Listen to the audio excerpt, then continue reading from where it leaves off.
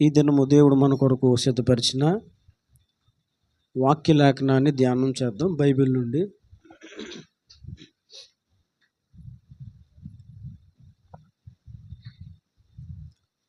సమూయేలు మొదటి గ్రంథము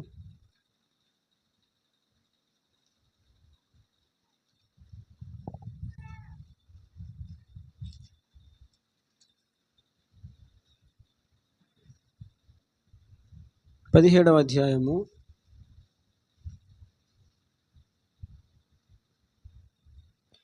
26వ వచనాన్ని చదవండి ఒకసారి. దావీదు జీవము గల దేవుని సైన్యములను తిరస్కరించుటకు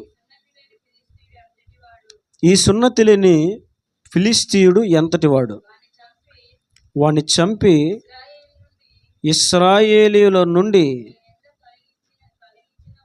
ఈ నింద తొలగించిన వానికి బహుమతి ఏమని తన యొద్ద నిలిచిన వారిని అడుగగా. దేవుడి వాక్య లేఖనముల ద్వారా ఈ దినం మనతో మాట్లాడునుగాక. ఆమె. దావీదు జీవితంలో కొన్ని ఆత్మ సంబంధమైన అనుభవాలు మనకు కనిపిస్తాయి. నేను చాలాసార్లు దావీదు జీవితంలో ఉన్న శ్రేష్టమైన లక్షణాల గురించి నేను ధ్యానం చేస్తూ వచ్చాను. చాలాసార్లు దావీదు జీవితంలో ఉన్న శ్రేష్టమైన లక్షణాల గురించి నేను మాట్లాడుతూ వచ్చాను. అయితే దేవుడు ఇంకా దావీదులో ఉన్న ఇంకా శ్రేష్టమైన లక్షణాలు, ఆత్మ సంబంధమైన అనుభవాల గురించి దేవుడు నాకు కొన్ని నూతన కోణంలో దేవుడు తెలియజేస్తూ వచ్చారు. నేను ధ్యానం చేస్తున్నప్పుడు దేవుడు ఒక 9 ఆత్మ సంబంధమైన అనుభవాలు దావీదు జీవితంలో నుంచి దేవుడు నాకు తెలియజేస్తూ వచ్చారు. కాబట్టి మనం ఒక్కొక్కటిగా ధ్యానం చేద్దాం. ఇప్పుడు మనం చదువుకున్న లేఖనంలోనే 2 అనుభవాలు మనకు కనిపిస్తూ ఉంటాయి. వాటిని మనం ధ్యానం చేద్దాం. ఇశ్రాయేలీయులు ఫిలిష్తీయులకు ఎదురుగా యుద్ధము చేయడానికి సిద్ధపడి వీరు ఎదురుగా నిలబడిన తరుణంలో దావీదు తన అన్నలకు తండ్రి ఇచ్చిన ఆహార పదార్థాలు, గోధుమలు, అదే విధముగా రొట్టెలు అక్కడ ఉన్నటువంటి సహస్రాధిపతికి ఇవ్వడం కోసం దావీదుకి ఇవ్వబడిన జున్నుగడ్డలు తీసుకొని దావీదు బయలుదేరి తన అన్నల దగ్గరికి వెళ్ళాడు. అన్నలేమో యుద్ధ భూమిలో ఉన్నారు. వారు ఫిలిష్తీయులకు ఎదురుగా నిలబడి యుద్ధానికి సిద్ధంగా ఉన్నారు. అందరూ జయము జయము అని అరుచుకుంటూ వెళ్తున్నారు. ఇంకా యుద్ధం స్టార్ట్ అవ్వలేదు. ఈ సందర్భంలో దావీదు ఆ యుద్ధ భూమిలోనికి పరిగెత్తుకుంటూ వెళ్ళి అసలు ఏం జరుగుతుంది, ఏంటి ఇక్కడ వాతావరణం అని చెప్పి తను తీసుకొచ్చిన సామాగ్రిని ఒక చోట అప్పగించి ఒక చోట పెట్టి పరిగెత్తుకుంటూ ఆ యుద్ధ భూమిలో ఏం జరుగుతుందో అని తెలుసుకోవడానికి పరిగెత్తుతూ వెళుతున్న సందర్భంలో అతనికి ఒక కేక వినబడుతుంది. ఆ కేక ఎవరిదంటే ఇటువైపునున్న ఇశ్రాయేలీది కాదు, అటువైపునున్న శత్రువులది. ఆ కేక ఏంటంటే, మీలో ఎవడైనా నన్ను కొట్టగలిగిన వాడు ఉంటే రండి, ఈ దినమున నేను మీ యొక్క దేవుణ్ణి దూషిస్తున్నాను, మిమ్మల్ని దూషిస్తున్నాను అని చెప్పి కేకలు వినబడుతున్నాయి. ఇంకా పలు రకాల కేకలు. ఇక వాళ్ళు మారు మనసు లేని వాళ్ళు కాబట్టి ఇక రకరకాలుగా బూతులు కూడా మాట్లాడి ఉండొచ్చు బహుశా. ఇప్పుడు ప్రస్తుత సమాజంలో బూతులు అనేవి కామన్ అయిపోయినాయిగా. మాట ముందో బూతు, మాట వెనకాల బూత్ అనేది అది కామన్ అయిపోయింది. అది లేనిదే మనుషులకి కడుపు చల్లారట్లేదు కదా. ఇప్పుడే ఇలా ఉన్నప్పుడు మరి అప్పుడు బూతులు ఉండవా? ఉంటాయి. బూతులు ఖచ్చితంగా మాట్లాడే ఉంటారు. అయితే అలా రంకెలు వేస్తున్న సమయంలో విచిత్రం ఏంటంటే, ఇశ్రాయేలీయులు యుద్ధానికి ముందుకెళ్ళడం మాని ఆ ఫిలిష్తీయుడైన గాతువాడైన గొల్యాతును చూచి ఇశ్రాయేలు అందరూ భయభీతులైపోయి వారి దేహదారుఢ్యానికి భయపడి, అతని ఆకృతికి భయపడి, అతనుకున్న అనుభవానికి భయపడి, అతడు ధరించిన యుద్ధాయుధాలకు భయపడి, యుద్ధ కవచమునకు వాళ్ళు భయపడి, అతను వేస్తున్న రంకెలకు భయపడి ఇశ్రాయేలీయులు పిరికి వారే పారిపోతున్నారు. అయితే ఈ రంకెలకు భయపడకుండా దావీదు దండులోనికి వెళ్ళి మాట్లాడుతున్నాడు. అదే మనం చదువుకునేమనంటే, జీవము కలిగిన దేవుని సైన్యములను తిరస్కరించుటకు ఈ సున్నతి లేని ఫిలిష్తీయుడు ఎంతటి వాడు అని మాట్లాడాడు.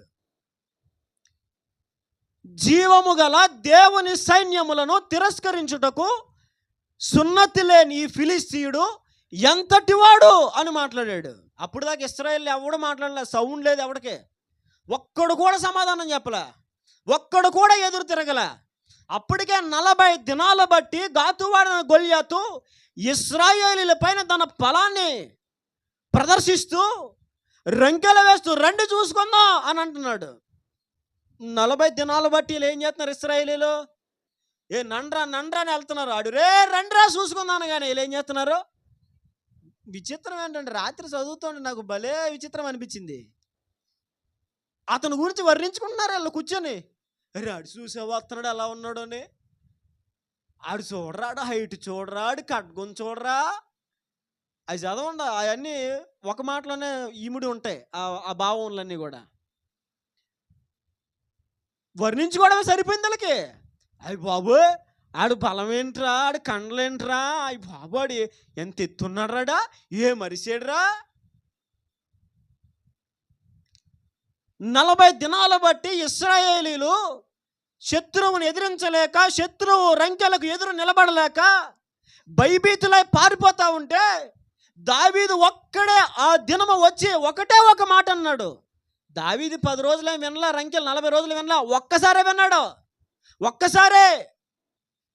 ఒక్కసారే విన్నాడు. ఆ మాటలకి దావీదులో ఉన్న ఆత్మ రేపబడి, జీవము గల దేవుని సైన్యములను తిరస్కరించుటకు ఈ సున్నతి లేని ఫిలిష్తీయుడు ఎంతటి వాడు అని ఒకేసారి ఎదురు మాట్లాడాడు. కారణం ఏంటంటే, వాస్తవానికి దావీదు అక్కడ అన్నాడు జీవము గల దేవుని సైన్యము అన్నాడు. ఏ సైన్యం అదే? జీవము గల దేవుని సైన్యము. టైటిల్ భలే సూపర్ ఉంది కదా. ఏంటది? జీవము గల దేవుని సంఘము. ఏంటిది మంది? సంఘము. జీవము గల దేవుని పిల్లలము. టైటిల్ ఎరగదీసేస్తాం మనం. అదే బ్యాచ్ అది. దావీదు అంటాడు, అరే జీవము గల దేవుని సైన్యమును తిరస్కరించడానికి ఈ సున్నతిలోని ఫిలిష్తీయుడు అంతటి వాడు. ఇప్పుడు జీవము గల దేవుని సైన్యం ఇదని దావీదుకే తెలుసా? ఆ సైన్యంలో ఉన్న వాళ్ళకి తెలీదా? అర్థమైందన్నమాట. ఇది జీవము గల దేవుని సైన్యము అన్న మాట దావీదుకే తెలుసా? సైన్యంలో నిలబడిన వాళ్ళకి తెలీదా? అసలు ముందు వాళ్ళకి తెలుసు, మనము జీవము గల దేవుని సైన్యము, జీవము కలిగిన దేవుని ప్రజలము,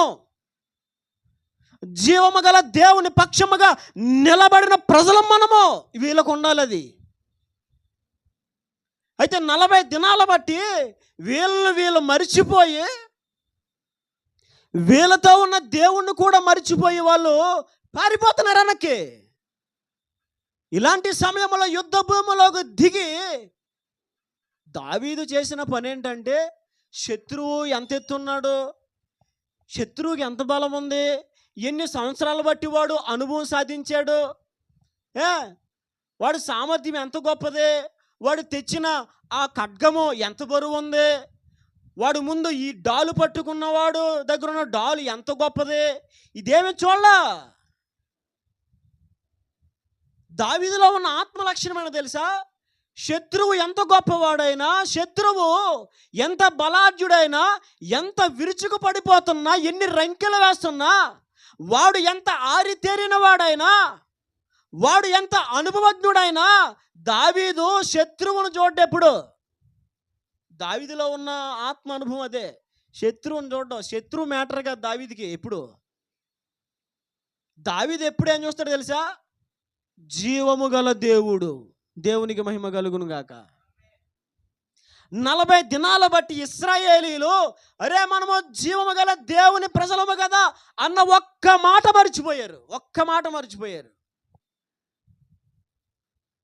మన దేవుడు జీవము కలిగిన దేవుడు, మనం ఆరాధిస్తున్న దేవుడు, మాట్లాడే దేవుడు, మనం ఆరాధిస్తున్న దేవుడు సర్వ సృష్టిని కలగజేసిన దేవుడు కదా.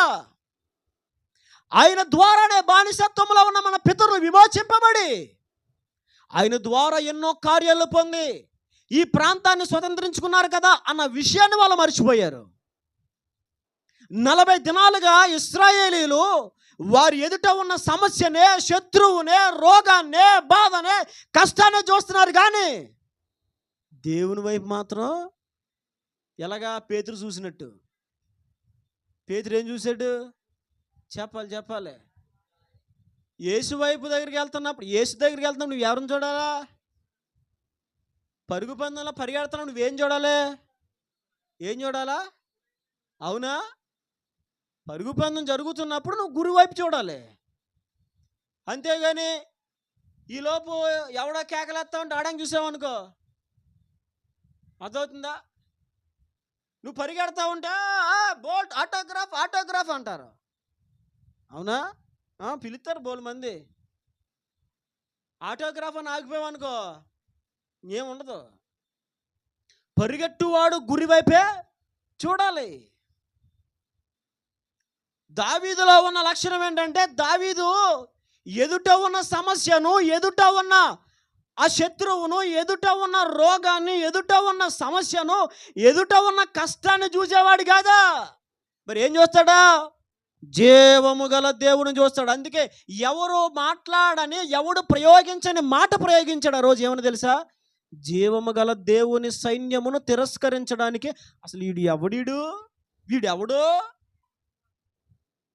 జీవము గల దేవుని సైన్యము వాళ్ళు అని అంటున్నాడు. అంటే ఏంటి? వారితో ఉన్న దేవుడు జీవము గల దేవుడు. ఈ సైన్యముతో ఉన్న దేవుడు జీవము గలవాడు. ఇలాంటి జీవము గల దేవుని సైన్యమును ఇష్టానుసారంగా తృణీకరించి మాట్లాడడానికి అసలు వీడెవడిడు? ఆ రోజు దావీదు చెలరేగిపోవడానికి గల కారణం ఏంటంటే ఏమీ లేదు. శత్రువుని చూడలేదు, దేవుని చూశాడు, అంతే. చెలరేగిపోయాడు. దేవునికి మహిమ కలుగును గాక. నీ జీవితంలో ఈ ఆత్మీయ లక్షణాన్ని నువ్వు అలవరుచుకోవాలి. నీ జీవితంలో నీకు ఎదురవుతున్న శత్రువును నువ్వు చూడడం కాదు. నువ్వేం చూడాలి? దేవుని చూడాలి. పేరుకి వాళ్ళు జీవము గల దేవుని సైన్యం, పేరుకే. ఇశ్రాయేలీయుల సైన్యములో సైనికులుగా, శాస్త్రాధిపతులుగా, శతాధిపతులుగా, అధికారులుగా పనిచేస్తున్న వీళ్ళందరూ కూడా పేరుకే జీవము గల దేవుని సైన్యం. కానీ నిజముగా జీవము గల దేవుని వైపు చూచే లక్షణం వాళ్ళకి లేదు. సైన్యంలో లేకపోయినా గొర్రెలు మేపుకునేవాడైనా దావీదు చూశాడు. ఎవరిని? దేవుణ్ణి. ఈరోజు నువ్వు ఎవరిని చూస్తున్నావు? నీ జీవితంలో ఎవరిని చూస్తున్నావు? శత్రువుని చూస్తున్నావా? శత్రువుకు మించిన బలము కలిగిన దేవుడైన యెహోవాను చూస్తున్నావా? ఎవరిని చూస్తున్నావు? మన దేవుడు జీవం కలిగిన దేవుడు. మన దేవుడు కార్యములు చేసే దేవుడు. మన దేవుడు అద్భుతాలు జరిగించే దేవుడు. ఆశ్చర్యకరమైన ఘనమైన క్రియలు, కార్యములు చేయుట ఆయనకు మాత్రమే సాధ్యం. ఇంకెవడ చేయలేడు అలాంటి కార్యాలు. యేసుకు మించిన దేవుడి లోకములో ఎవడు లేడు. మన దేవుడు ఎవరో తెలుసా? జీవము గల దేవుడు, చలించే దేవుడు, మాట్లాడే దేవుడు, కార్యం నిర్వహించే దేవుడు, నువ్వు పిలిస్తే పలికే దేవుడు, జీవము గల దేవుడు. మన దేవుడు మూగ విగ్రహము కాదు, మట్టి విగ్రహం కాదు మన దేవుడు. అదవుతుందా? చాలా మంది పాడుకుంటారు ఏమని,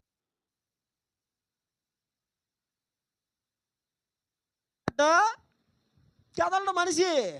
వీళ్ళు ఏం చేస్తారు?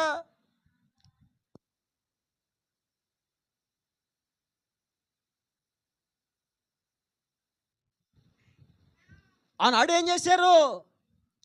బయలు ప్రవక్తలు, అషేరాదేవి ప్రవక్తలు, బయలా దిగిరా దిగిరా దిగిరా, ఉదయం మొదలుకొని అస్తమయ నైవేద్య కాలం వరకు బయలా దిగిరా దిగిరా, గొంతులేసి శస్త్రములతో శరీరాలు కోసుకొని దేహమంతా చీలి రక్తాలు కారిపోతాడు. దిగిరా అంటే ఒక్కడు లేడు సమాధానం ఇచ్చేవాడు. మన దేవుడు ఎవరో తెలుసా? సమాధానం ఇచ్చు దేవుడై ఉన్నాడు. మన దేవుడు ఎవరో తెలుసా? మాట్లాడే దేవుడై ఉన్నాడు. మన దేవుడు ఎవరో తెలుసా? కదిలే దేవుడై ఉన్నాడు. నెత్తి మీద ఎట్టుకొని భుజం మీద ఎట్టుకొని మొయ్యక్కర్లా మన దేవుణ్ణి. బొట్లో వేసుకొని సంతలో ఆడించుకుంటూ వెళ్ళవసలా మన దేవుణ్ణి. మన దేవుడికి రిక్షా కట్టవసలా, మన దేవుడికి ట్రాక్టర్ కట్టవసలా. మన దేవుడు ఎవరో తెలుసా? జీవము గల దేవుడు. నువ్వున్న చోటుకు వస్తాడు ఆయన. నువ్వు వెళ్ళక్కర్లా, తండ్రి అని పిలు, నీ పక్షముగా నిలబడతాడు జీవము గల దేవుడు. దావీదుకి తెలుసా మాట? జీవము గల దేవుడు ఉన్నాడా? మనమైతే ఏం చేస్తాం? పాడతాం పాట ఏమని? దేవుడు నా పక్షమున ఉండగా నాకు విరోధి ఎవడు అంటాం. అవునా? సమస్య వచ్చినప్పుడు జీవము గల దేవుడు జ్ఞాపకం రాడు. ఈరోజు నువ్వు నేర్చుకోవాల్సిన పాఠం ఏంటి తెలుసా? నువ్వు శత్రువును చూడడం మానేయ్, సమస్యను చూడడం మానేయ్, రోగాన్ని చూడడం మానేయ్, ఇబ్బందులు చూడడం మానేయ్, అప్పులు చూడడం మానేయ్, బాధలు చూడడం మానేయ్, నిందలు చూడడం మానేయ్. జీవము గల దేవుడు చూడలేవు. ఈరోజు మనం ఎవరిని చూడాలి? అయ్యి బాబోయ్ ఏంటోనండి పరిస్థితి బాగాలేదు. పరిస్థితి కాదు నువ్వు చూడాల్సిందే, పరిస్థితులు మార్చగలిగిన దేవుణ్ణి. దేవునికి మహిమ కలుగును గాక. ఎవరు చూడలా? అరే జీవము గల దేవుని సైన్యము కదా, మనతో ఉన్నది జీవము గల దేవుడు కదా. ఈ ఆత్మీయ దృష్టి సైన్యంలో ఉన్న ఒక్కడికి రాలా. మళ్ళీ జీతాలు అందుకుంటున్నారా? పెడితే శుభ్రంగా తింటున్నారా? పొద్దున్న మళ్ళీ ఏం చేస్తున్నారు? ఇలా కసరత్తులు చేస్తారు, ప్రాక్టీస్లు చేస్తారు, కత్తిళ్ళలో తిప్పుకుంటున్నారా? వీటిలో ప్రయోగం చేసుకుంటున్నారు, ఒడిసెల్లో వేసుకుంటున్నారు రోజునే. ఆ పిట్టని ఆ చెట్టుని కొడేసుకుని గోల్ వెళ్ళిపోయింది విన్ అనుకుంటున్నారా? కానీ వచ్చి రాయ్ అనేసరికి వచ్చేసాడు పరిగెట్టండి. చిచ్చిచ్చి జీవము లేని మూగ విగ్రహాలను అనుసరించి వారే అంత ధైర్యముగా రంకెలు వేసి మాట్లాడుతూ ఉంటే జీవము గల దేవుణ్ణి కలిగి ఉన్న నీవు ఇంకంత ధైర్యంగా ఉండాలి. దావీదు శత్రువుని చూసేవాడు కాదు. అందుకంటాడు యెహోవా నాకు ఆధారము కావున నేను భయపడను. 10,000 మంది దండెత్తి వచ్చి నా మీద మోహరించినాను. రేయ్ దావీదుగా తెల్లారికి లేపేస్తాంరా నిన్న. ఇలా 10,000 మంది వచ్చి, ఎంతమంది? 10,000 మంది వచ్చి మీ ఇంటి దగ్గర రాయ్ రారా బయటకు అన్నారు అనుకో, నేను ఒకటి అరితేనే ఏమండి ఎలా ఉంది? మరి 10,000 మంది దండెత్తి వచ్చి దావీదు మీద అరితే నా గుండె తాగిపోతాయి. అరకులో మేము ఉన్నప్పుడు ఈ పాస్టర్లు వచ్చి ఆ పాస్టర్ని బయటికి రమ్మనడే అనేసరికి నాకు పల్స్ డౌన్ అయిపోయింది ఇంట్లో. నిజం ఒరే ఎవడో ఒకడు పాస్టర్ బయటికి రమ్మనండి అని ఒకడంటేనే నేను బయటికి రాకూడదని డిసైడ్ అయిపోయా. ఎందుకని అంటే కొట్టించుకోవడం భయం అని కాదు, ఊరిని ఎదురెళ్ళి తన్నులు తినడం ఎందుకని. వాళ్ళు వచ్చి లోపలికి వచ్చి కొడితే వేరే సంగతి, మనం ఎదురుకెళ్ళి ఎందుకు తన్నులు తినడం? అర్థమైందండి? ఆ పైగా అక్కోళ్ళు నువ్వు వెళ్ళకు, నువ్వు ఇక్కడే ఉండు, నువ్వు లోపల ఉండు, ఇల్లు మాది కాదు మేము మాట్లాడుకుంటాంలే, నువ్వు లోపలుండు అన్నారు ఆ ఇంటికి అక్కోళ్ళు. మరి 10,000 మంది దండెత్తి వచ్చి మోహరిస్తే రే నీ సంగతి తేలుతాం రా. 10,000 మంది అరితే ఎలా ఉంటుందండి? ఈ మధ్యలో కొంతమంది ఆర్లు పెట్టుకున్నారు, కొంతమంది ఆర్లు బ్లూ అంటుంది. అది ఒక 5-6 కలిసి అరిసినట్టుంది. అది అదో కారణం అంటుంది. నేను చిన్నప్పుడు మా చిలకంపాడులో మేము ఉంటే హైవేలో అలాంటి హార్న్లు కొట్టుకుంటూ వెళ్ళేవారు. ఊరే 10 మంది జనాలు ఎక్కడ అరుస్తున్నారా అని చూసేవాళ్ళు. జనాలు ఏం కాదు, అది హార్న్. అది అర్థమైందండి? వాటికే మనం భయపడతాం కదా. నా చిన్నతనంలో నాకు బాగా జ్ఞాపకం ఉంది. చిలకంపాడులో మేము పడుకునేవాళ్ళు. చిలకంపాడులో ఊరి చివర ఇల్లు, అది ఊరి చివరి ఇల్లు. ఇంకా అటువైపు ఇల్లులే ఉండి కాదు. మేము అక్కడ పడుకున్నప్పుడు అర్ధరాత్రులు ఒక లారీ వెళ్ళేది, పేడ లారీ. అర్ధరాత్రి పేడ లారీ. మరి అదే వాళ్ళకి అదేం డ్యూటీ అని నాకు తెలియదు. అర్ధరాత్రులు పేడ వేసుకుని వెళ్ళేవారు వాళ్ళు. అదేం లారీ నాకు తెలియదు. ఆ లారీ రాడ్ లూజ్ అయిపోయింది, ఏమైపోయింది, వెళ్ళినప్పుడల్లా బ్రర్ అనేది. అది అర్ధరాత్రి. ఇంకా చూడండి, నేను కదిలితే ఒట్టు, కదిలితే ఒట్టు, ఎక్కడ కదిలితే ఏమైపోద్దని అయ్య బాబాయ్ మెలకు వచ్చేసింది. గుండె టప టప టప టప టప టప టప టప టప టప టప టప కొట్టేసుకునేది. అంతేకాదు రాత్రులు అంబులెన్స్లు వెళ్తూ ఉండే ఆ రోడ్డు అంట, హైవే పక్కనే కాబట్టి అంబులెన్స్లు రాత్రులు వెళ్తూ ఉండే అని వెళ్తూ ఉంటే అయ్య బాబు వచ్చేదండి టెన్షను. నిజం చెప్తున్నాను, చిన్నపిల్లవాడిని. ఇప్పుడైతే మనకు ఈ దేవుని కృప బట్టి ఏం లేవు, కానీ ఆ సౌండ్ వస్తూ ఉంటే ఎలా ఉండేదంటేనండి, అయ్య బాబు లెగిసేమా ఇంక అయిపోద్ది అన్నట్టుగా ఉండేది. ఈ లోకంలో ఉన్న కృత్రిమ శబ్దాలకే మనం భయపడిపోతే, మరి దావీదు 10,000 మంది దండెత్తి వచ్చి మోహరించిన నేను భయపడను అని ఎందుకన్నాడు తెలుసా? దావీదు 10,000 మంది దండును చూడ్డు, దావీదు శత్రువును చూడ్డు, దావీదు సమస్యను చూడ్డు. సమస్యను ఛేదించగలిగిన, సమస్యను చీల్చగలిగిన, సమస్యను పరిష్కరించగలిగిన, సమస్యను తొలగించగలిగిన దేవుని వైపు చూస్తాడు. దేవునికి మహిమ కలుగును గాక. నీతో వచ్చిన తంట అదే. నువ్వు ఎప్పుడు ఏం చూస్తావు? సమస్యే చూస్తావు. ఏం చూస్తావు? నువ్వు సమస్యను మర్చిపోవడానికి ప్రయత్నం చేయి, శత్రువుని మర్చిపోవడానికి ప్రయత్నం చేయి. ప్రతి ఒక్కరి జీవితంలో ఏదో ఒక శత్రువు ఉంటుంది. పాపం అనే శత్రువు, రోగం అనే శత్రువు, భక్తిహీనత అనే ఒక శత్రువు, లేదా బంధువులే కొన్ని రకాలైనటువంటి శత్రువులుగా మారుతారు. మన జీవితంలో మనుషులే శత్రువులుగా మారుతారు. ఇంకా వాళ్ళందరికీ ఉన్నాడు ఒకడు ముఠా నాయకుడు. ఎవడీడు చెప్పాలి? ఆడు ముఠా నాయకుడు. అర్థమవుతుందా? అపవాది అనే శత్రువు. వాడు ఏం చేస్తాడు? రంకిలేస్తాడు. నీ మాంసమును నేను కోసి ఆకాశ పక్షులకు భూమృగములకు వేస్తాను, నీ తల తీసేస్తాను రే. కానీ దావీదు ఏం చేశాడు? భయపడ్డా? No, don't care. జీవము గల దేవుడు నాతో ఉన్నాడు. నేను జీవము కలిగిన దేవుణ్ణి కలిగి ఉన్నాను. ఈ సైన్యము జీవము గల దేవుని సైన్యం ఇది. అంటే దావీదు శత్రువుని చూడాల, జీవము గల దేవుణ్ణి చూశాడు. నీ జీవితంలో నేను చెప్తున్నా, ఏ శత్రువు నీ జీవితాన్ని కబళిస్తున్నా, ఏ శత్రువు చేత నీవు అణచివేయబడుతున్నా, ఆ సమయంలో జీవము గల దేవుని వైపు చూడు. నువ్వు నీ జీవితంలో ఖచ్చితంగా కార్యము జరుగుతుంది. చూడండి, మరొక మాట నేను బైబిల్లో జ్ఞాపకం చేస్తాను. 2 రాజుల గ్రంథము 19వ అధ్యాయము 4వ వచనం. 2 రాజులు 19. చూడండి, జీవము గల దేవుని దూషించుటకై అషూరు రాజైన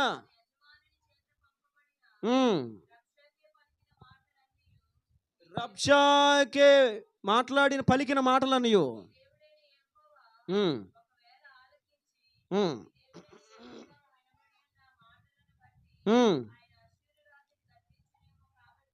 కాబట్టి నిలిచిన శేషము కొరకు హెచ్చుగా ప్రార్థన చేయము. ఇక్కడ చూడండి, అషూరు రాజైన సన్హెరీబు అతడు కూడా రంకిలేస్తున్నాడు. ఏమని? ఆ పట్టణపు ప్రజలు ఏమైపోయారు నా చేతిలో, ఈ పట్టణ ప్రజలు ఏమైపోయారు నా చేతిలో, హేనా ఇవ్వ అను వారి దేవతలు ఏమైపోయినాయి నా చేతిలో నుంచి. ఎవరిని ఏ దేవుడు తప్పించగలిగాడు? మీరు మాత్రం నా చేతులను తప్పించుకోగలరా అని చెప్పి యూదా ప్రజలకు రాజుగా ఉన్న హిజ్కియా మీదకి దండెత్తి వచ్చి రంకెలు వేస్తున్నాడు అషూరు రాజైన సన్హెరీబు. అయితే ఆ సమయంలో హిజ్కియా ఏం చేశాడు చూడండి, అదే అధ్యాయం 16 వచనం చదవండి. యెహోవా చెవికి ఆలకింపుము, యెహోవా కన్నులు తెరిచి దృష్టించుము. జీవము గల దేవుడైన నిన్ను దూషించుటకై సన్హెరీబు పంపిన వాని మాటలను. చాలు, అషూరురాజు దండెత్తి వచ్చి యోధా పట్టణం మీద రంకెలు వేస్తూ ఉంటే, అతని దగ్గర ఉన్నటువంటి అధికారి అయిన సన్హెరీబు రంకెలేస్తూ ఉంటే, రబ్షాకే రంకెలేస్తూ ఉంటే, అప్పుడు హిజ్కియా ఏమని ప్రార్థన చేశాడు చెప్పనా? ఏమని ప్రార్థన చేశాడు? ప్రభా చెవికి ఆలకించు, యెహోవా కన్నులు తెరిచి దృష్టించు, జీవము గల దేవుడు అయిన నిన్ను దూషించుటకై ఈ సన్హెరీబు పంపినవని మాటలు చెవిన పెట్టు. వీళ్ళు ఎవరిని దూషిస్తున్నారు? జీవము గల దేవుని అయిన నిన్ను. అంటే ఇక్కడ హిజ్కియా ఎవరిని చూస్తున్నాడు? జీవము గల దేవుని చూస్తున్నాడు. రెంకెలేస్తున్న అషూరు రాజైన సన్హెరీబును కానీ, అతని దగ్గర ఉన్న అధికారి అయిన రబ్షాగేని కానీ చూడట్లా. ఎవరిని చూస్తున్నాడు? జీవము గల దేవుని చూస్తున్నాడు. నేను చెప్తున్నా, నీ జీవితంలో ప్రతి సమస్యలో, ప్రతి శత్రువు యొక్క కుతంత్రాల్లో, వాడి యొక్క పన్నాగాల్లో, అపవాది యొక్క బంధకాల్లో, అపవాది యొక్క శోధనలో, శ్రమల్లో, నిందల్లో, వ్యతిరేకతల్లో, రోగాల్లో నీవు వాటిని చూడడం మాని జీవము గల దేవుని వైపు చూడగలిగితే, దావీదుకి ఇచ్చిన విజయం దేవుడు నీకు ఇస్తాడు. హిజ్కియాకి ఇచ్చిన విజయం దేవుడు నీకు ఇస్తాడు. దేవునికి మహిమ కలుగును గాక. ఈరోజు నువ్వు సమస్యను చూడడం మానేసుకోవాలి. నువ్వెప్పుడు ఏం చూస్తావు చెప్పనా? సమస్యనే చూస్తావు. నువ్వెప్పుడు ఏం చూస్తావు చెప్పనా? ఉన్న కష్టాన్ని చూస్తావు, ఉన్న అప్పును చూస్తావు, ఉన్న బాధను చూస్తావు, ఉన్న శత్రువును చూస్తావు. కాదు, నువ్వు జీవము గల దేవుణ్ణి చూడాలి. జీవాధిపతి అయిన దేవుని చూడాలి.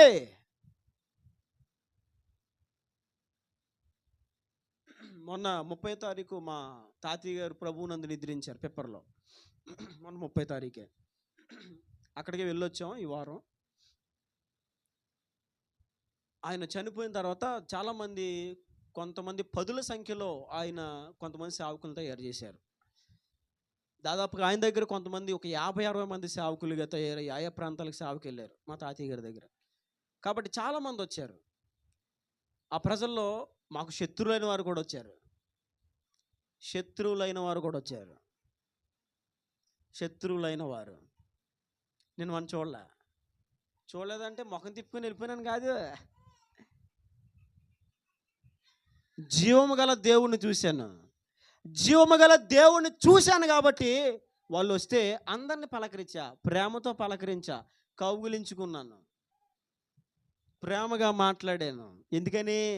శత్రువును చూడాల్సిన అవసరం నాకేమీ లేదు. ఎందుకని? పరిస్థితులు కదిలించగలిగిన దేవుడు, పరిస్థితులు మార్చగలిగిన దేవుడు, మృతులను కూడా సజీవులుగా లేపగలిగిన దేవుడు నాకున్నాడు. నేను ఆయన చూస్తాను. చక్కెర తిప్పేది ఆయన.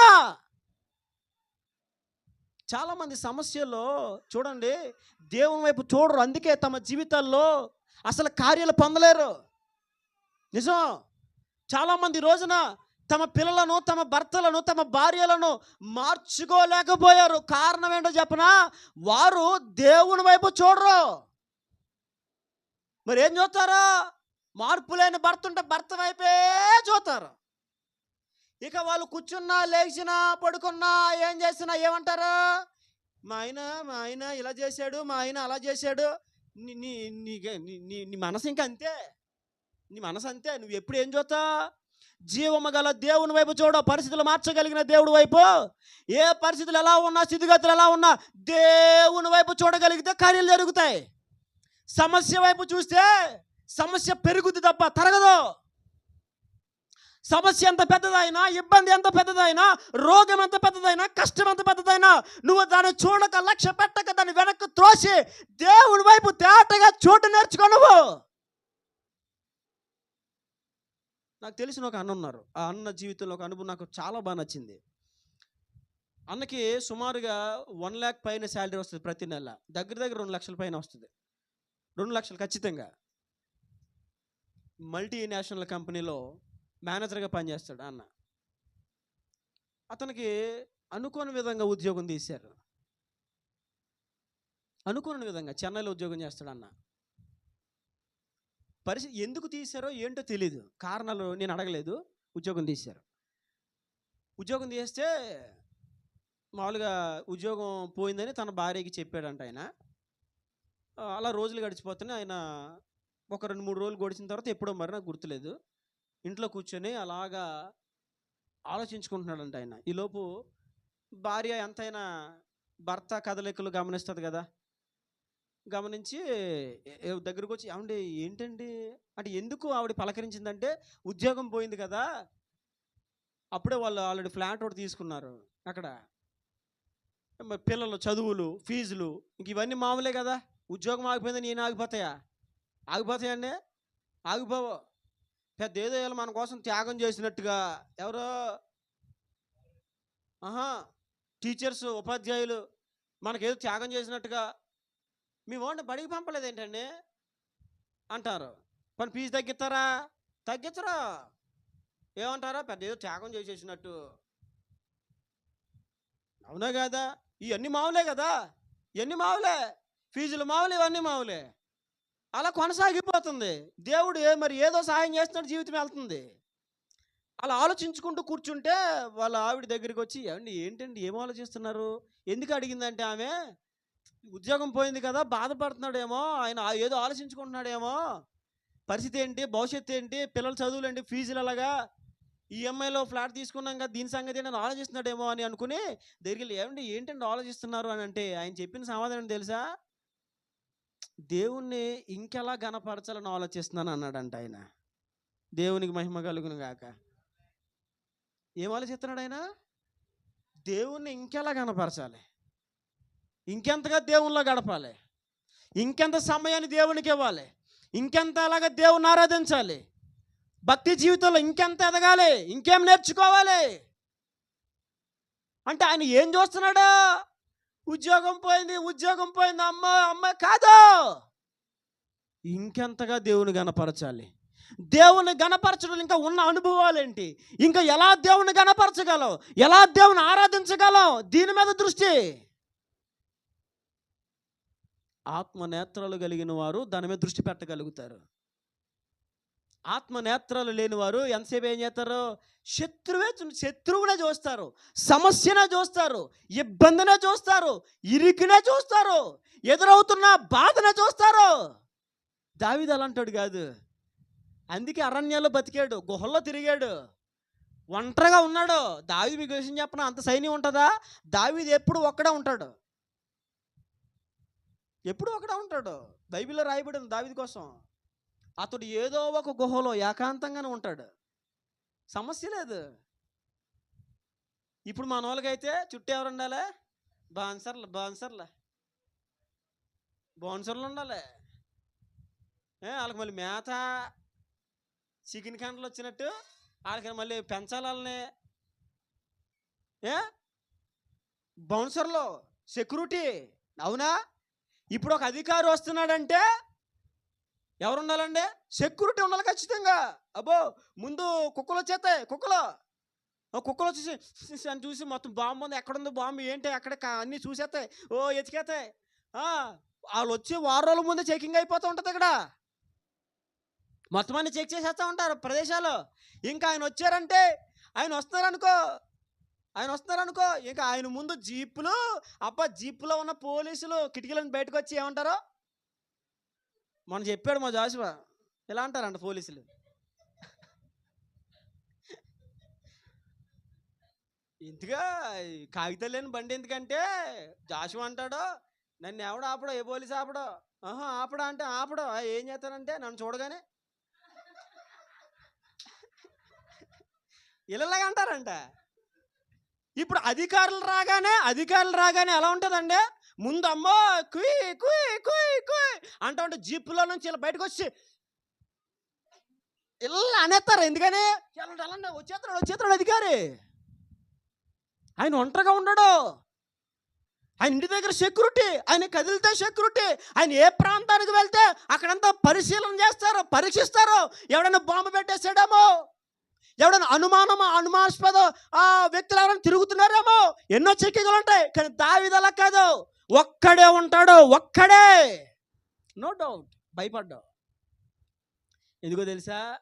దావీదు జనులు చూడ్డం, దావీదు శత్రువులను చూడ్డం, దావీదు సమస్యను చూడ్డం, దావీదు రోగాన్ని చూడ్డం, దావీదు బాధను చూడ్డం, ఎప్పుడు ప్రభు వైపే చూస్తాడు. అందుకంటాడు, దేవా నా దేవుడవు నీవే, వేకువని నేను నిన్ను వెతుకుతా. ఉందా? దేవుణ్ణి చూడగలిగిన సునిశ్చిత దృష్టి నీకుందా? దేవుణ్ణి చూడగలిగిన ఆత్మ నేత్రాలు నీకు ఉన్నాయా? సమస్యల్లో కూడా నువ్వు దేవుణ్ణి తేటగా చూడగలవా?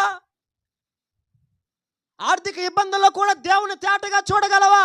నా ఆధారము దేవుడు. ఎన్నిసార్లు మాట్లాడాడు దావీదు, నా ఆధారము దేవుడు. దేవుని సహాయం వల్ల నేను సైన్యములను జయిస్తాను, ప్రాకారములు దాటుతాను. యెహోవా నాకు ఆధారము. దావీదు ఎన్నిసార్లు మాట్లాడతాడో. మనుషుల సహాయము వ్యర్థము, గుర్రములు తమకున్న విశేష బలము చేత యుద్ధములో జయమందలేవు, జయమిచ్చుట దేవుని వశమే. దావీదు ప్రతిసారి ఎవరి వైపు చూస్తాడండి? మరి నువ్వు ఎవరి వైపు చూస్తున్నావు అమ్మా తల్లి? ఎవరి వైపు చూస్తున్నావు? ఇబ్బందుల్లో, ఇరుకుల్లో, శోధనలో నీ దృష్టి దేని మీద ఉందా? సమస్య వైపు ఉందా? దేవుని వైపు ఉందా? రోగం వైపు ఉందా? దేవుని వైపు ఉందా? కష్టం వైపు ఉందా? దేవుని వైపు ఉందా? ఇరుకు మీద ఉందా? దేవుని వైపు ఉందా? శత్రువు వైపు ఉందా? దేవుని వైపు ఉందా? ఎవరి వైపు ఉందా నీ దృష్టి? రోజు ఆలోచించు. దావీదు దృష్టి అయితే దేవుని మీద ఉంది. దేవుడినే చూస్తాడు, సమస్యను చూడ. ఎందుకని? మన దేవుడు జీవము గల దేవుడు. మొన్న ఒక రోజు ఇక్కడ పాలకి వెళ్తే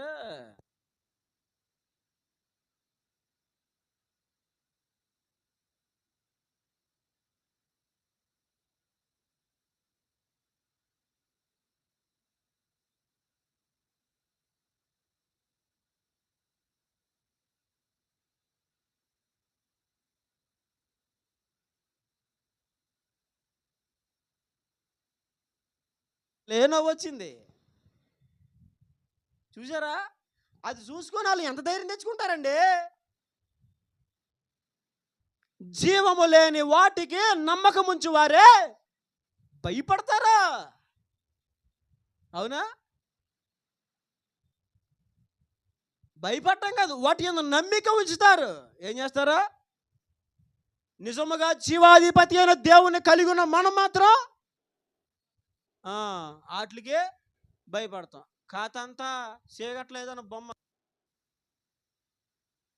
వెంటనే ఇక వాళ్ళు పట్టుకోలేము. వాళ్ళు వేసి కేకలు, వాళ్ళు వేసి గెంతులకి ఎవరు ఆపలేము. ఇంకా అందుకే దావీదు మాట్లాడతాడు, అన్య జనముల విగ్రహములు అవి వెండి బంగారపువి, అవి మనుషుల చేతి పనులవి. అవి నోరుండి మాట్లాడవు, కళ్ళుండి చూడవు, ముక్కుండి వాసన చూడవు, చెవులుండి వినవు, చేతులుండి ముట్టుకొనవు, కాలుండి నడువవి.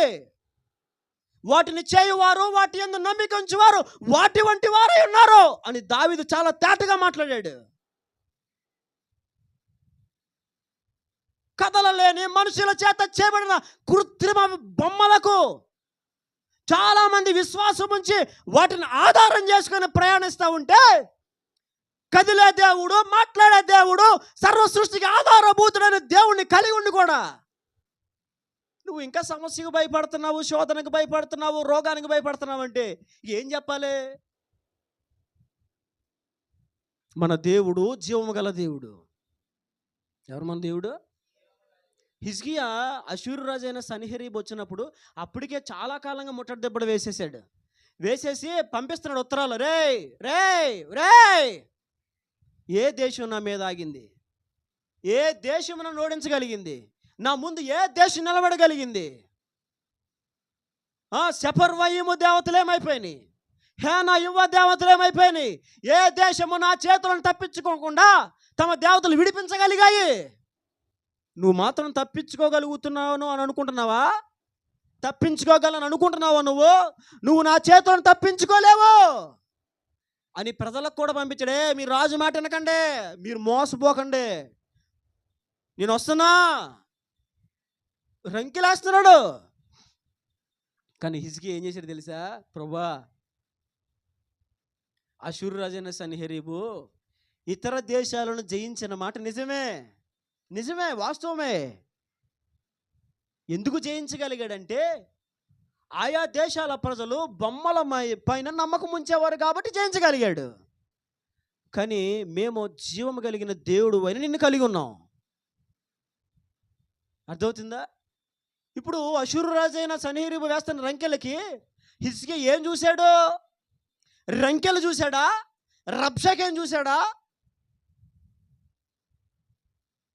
సన్హెరీబును చూశాడా?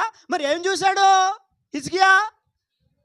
జీవము గల దేవుడు, ప్రభా జీవము గల దేవుడు అయిన నిన్ను, ఆడు మాట్లాడుతున్న మాటలు చూడు నాయన, నన్ను కాదు ఈయన కాదు నిన్ను. ఆనాటి భక్తుల్లో ఉన్న గొప్ప లక్షణం ఏంటంటే సమస్యలు వాళ్ళు చూసేవాళ్ళు కాదు, ఇరుకులు వాళ్ళు చూసేవాళ్ళు కాదు. మరి ఏం చేసేవారు? దేవుణ్ణి చూసేవారు. ఏం చూసేవాళ్ళు? వాళ్ళు దేవుణ్ణి చూసేవాళ్ళు. పౌలు శీలను బంధించి చెరసాలు వేస్తే ఏం చేశారు? వాళ్ళు ఏం చేశారు? దెబ్బలు చూసుకున్నారా? సంఖ్యలు చూసుకున్నారా? బాధపడ్డారా? ఆడు ఎర్రగా ఉన్న పొడుగున్న ఆడే గట్టి కొట్టేశాడు నన్ను అని సాకులు చెప్పుకున్నారా? ఒకరికొకరు నేను ఎన్ని కొట్టారు, నన్ను అయితే ఇక్కడ కొట్టేశారు, మక్క మీద కొట్టేశారు అని అనుకున్నారా చెరసాల్లో? కాదు, వాళ్ళు ఏం చేశారు? దేవుణ్ణి చూశారు, దేవుణ్ణి చూశారు. ఇది దేవుని చూడడం అంటే. మన దేవుడు జీవము గల దేవుడు. అర్థమవుతుందా? మన దేవుడు వట్టి విగ్రహము కాదు. అందుకే ఇర్మియా గ్రంథంలో చూడండి ప్రభు మాట్లాడతారు. ఇర్మియా గ్రంథం 10వ అధ్యాయము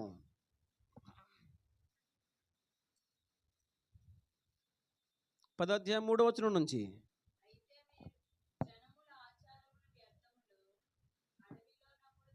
జనముల ఆచారములు వ్యర్థములు,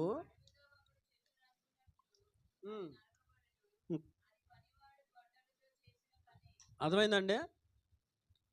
జనములు ఆచారములు వ్యర్థములు, అడవిలోనొకడు చెట్టు నరుకున్నట్లు అది నరకబడును, అది పనివాడి గొడ్డలితో చేసిన పని, వెండి బంగారముల చేత పనివారు దానిని అలంకరింతురు. చూడండి చూడండి చూడండి, ఇంకొక పాయింట్ వచ్చేసింది ఇక్కడ. ఇప్పుడు దాని ధ్యానంలోకి వెళ్ళొద్దులే మనం. వెండి బంగారముల చేత పనివారు దాన్ని ఏం చేస్తారో, నక్లీసులు అయ్యి వేసి బొమ్మను ఏం చేస్తారో అలంకరిస్తారు.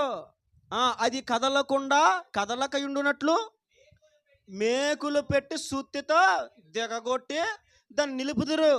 అది తాడి చెట్టు వల్ల తిన్నగా ఉన్నవి, అవి పలుకవు నడవనేరవు గనుక వాటిని మోయవలసి వచ్చెను. వాటికి భయపడకుడి, అవి హాని చేయనేరవు, మేలు చేయుట వాటి వలన కాదు. దేవుడు ఏమని చెప్తున్నాడు ఇక్కడ? అన్యజనుల ఆచారములకు మీ భయపడకండి, చేతులతో చేయబడిన బొమ్మలకు మీరు భయపడొద్దు. అవి మనుషుల చేతి పనులు, అవి పలుకవు, నడువ నేరవు, మాట్లాడ నేరవు, చూడవు. వాటిని మేకులతో దిగగొడతారు, ఎందుకంటే నిలబడలేవు. అవి కదలవు కాబట్టి వాటిని మోయవలసి వచ్చాను అన్నాడు. ఏం చేయాలంటే ఇంకో మాట కూడా రాయబడి ఉంది చూడండి, అదే అధ్యాయము 14వ వచనం. తెలివిలేని ప్రతి మనుషుడు పశుప్రాయుడు, పోతపోయు ప్రతివాడును తాను చేసిన విగ్రహమును బట్టి అవమానమునందుచున్నాడు. అతడు పోత పోసినది మాయ రూపము. ఈ మాట చూడండి, అందులో ప్రాణమేమియో లేదు. మన దేవుడు ప్రాణము లేని దేవుడు కాదు, జీవము గల దేవుడు. దేవునికి మహిమ కలుగును గాక. మన దేవుడు ఎవరు? జీవం గల దేవుడు. నువ్వు జీవం కలిగిన దేవునిలో జీవాన్ని చూడాలంటే సమస్యలో ఆయనే చూడాలి, అప్పుడు చూస్తావు. ఆయన జీవం గల దేవుడో కాదో, శక్తి కలిగిన దేవుడో కాదో, నిజమైన దేవుడో కాదో, ప్రాణమున్నవాడో కాదో. నీ ఆత్మీయ పోరాటములో నువ్వు ఏ శత్రువుకైతే భయపడుతున్నావో ఆ శత్రువుపై నీకు జయము రావాలి అంటే, ఆ శత్రువు నుంచి తప్పించబడాలి అంటే నీవు ఆ శత్రువును చూడక దేవుణ్ణి చూడాలి. ఎందుకు విజయం వచ్చింది దావీదుకి? దావీదు ఏమైనా చిన్నప్పటి నుంచి నేర్చుకున్నాడా?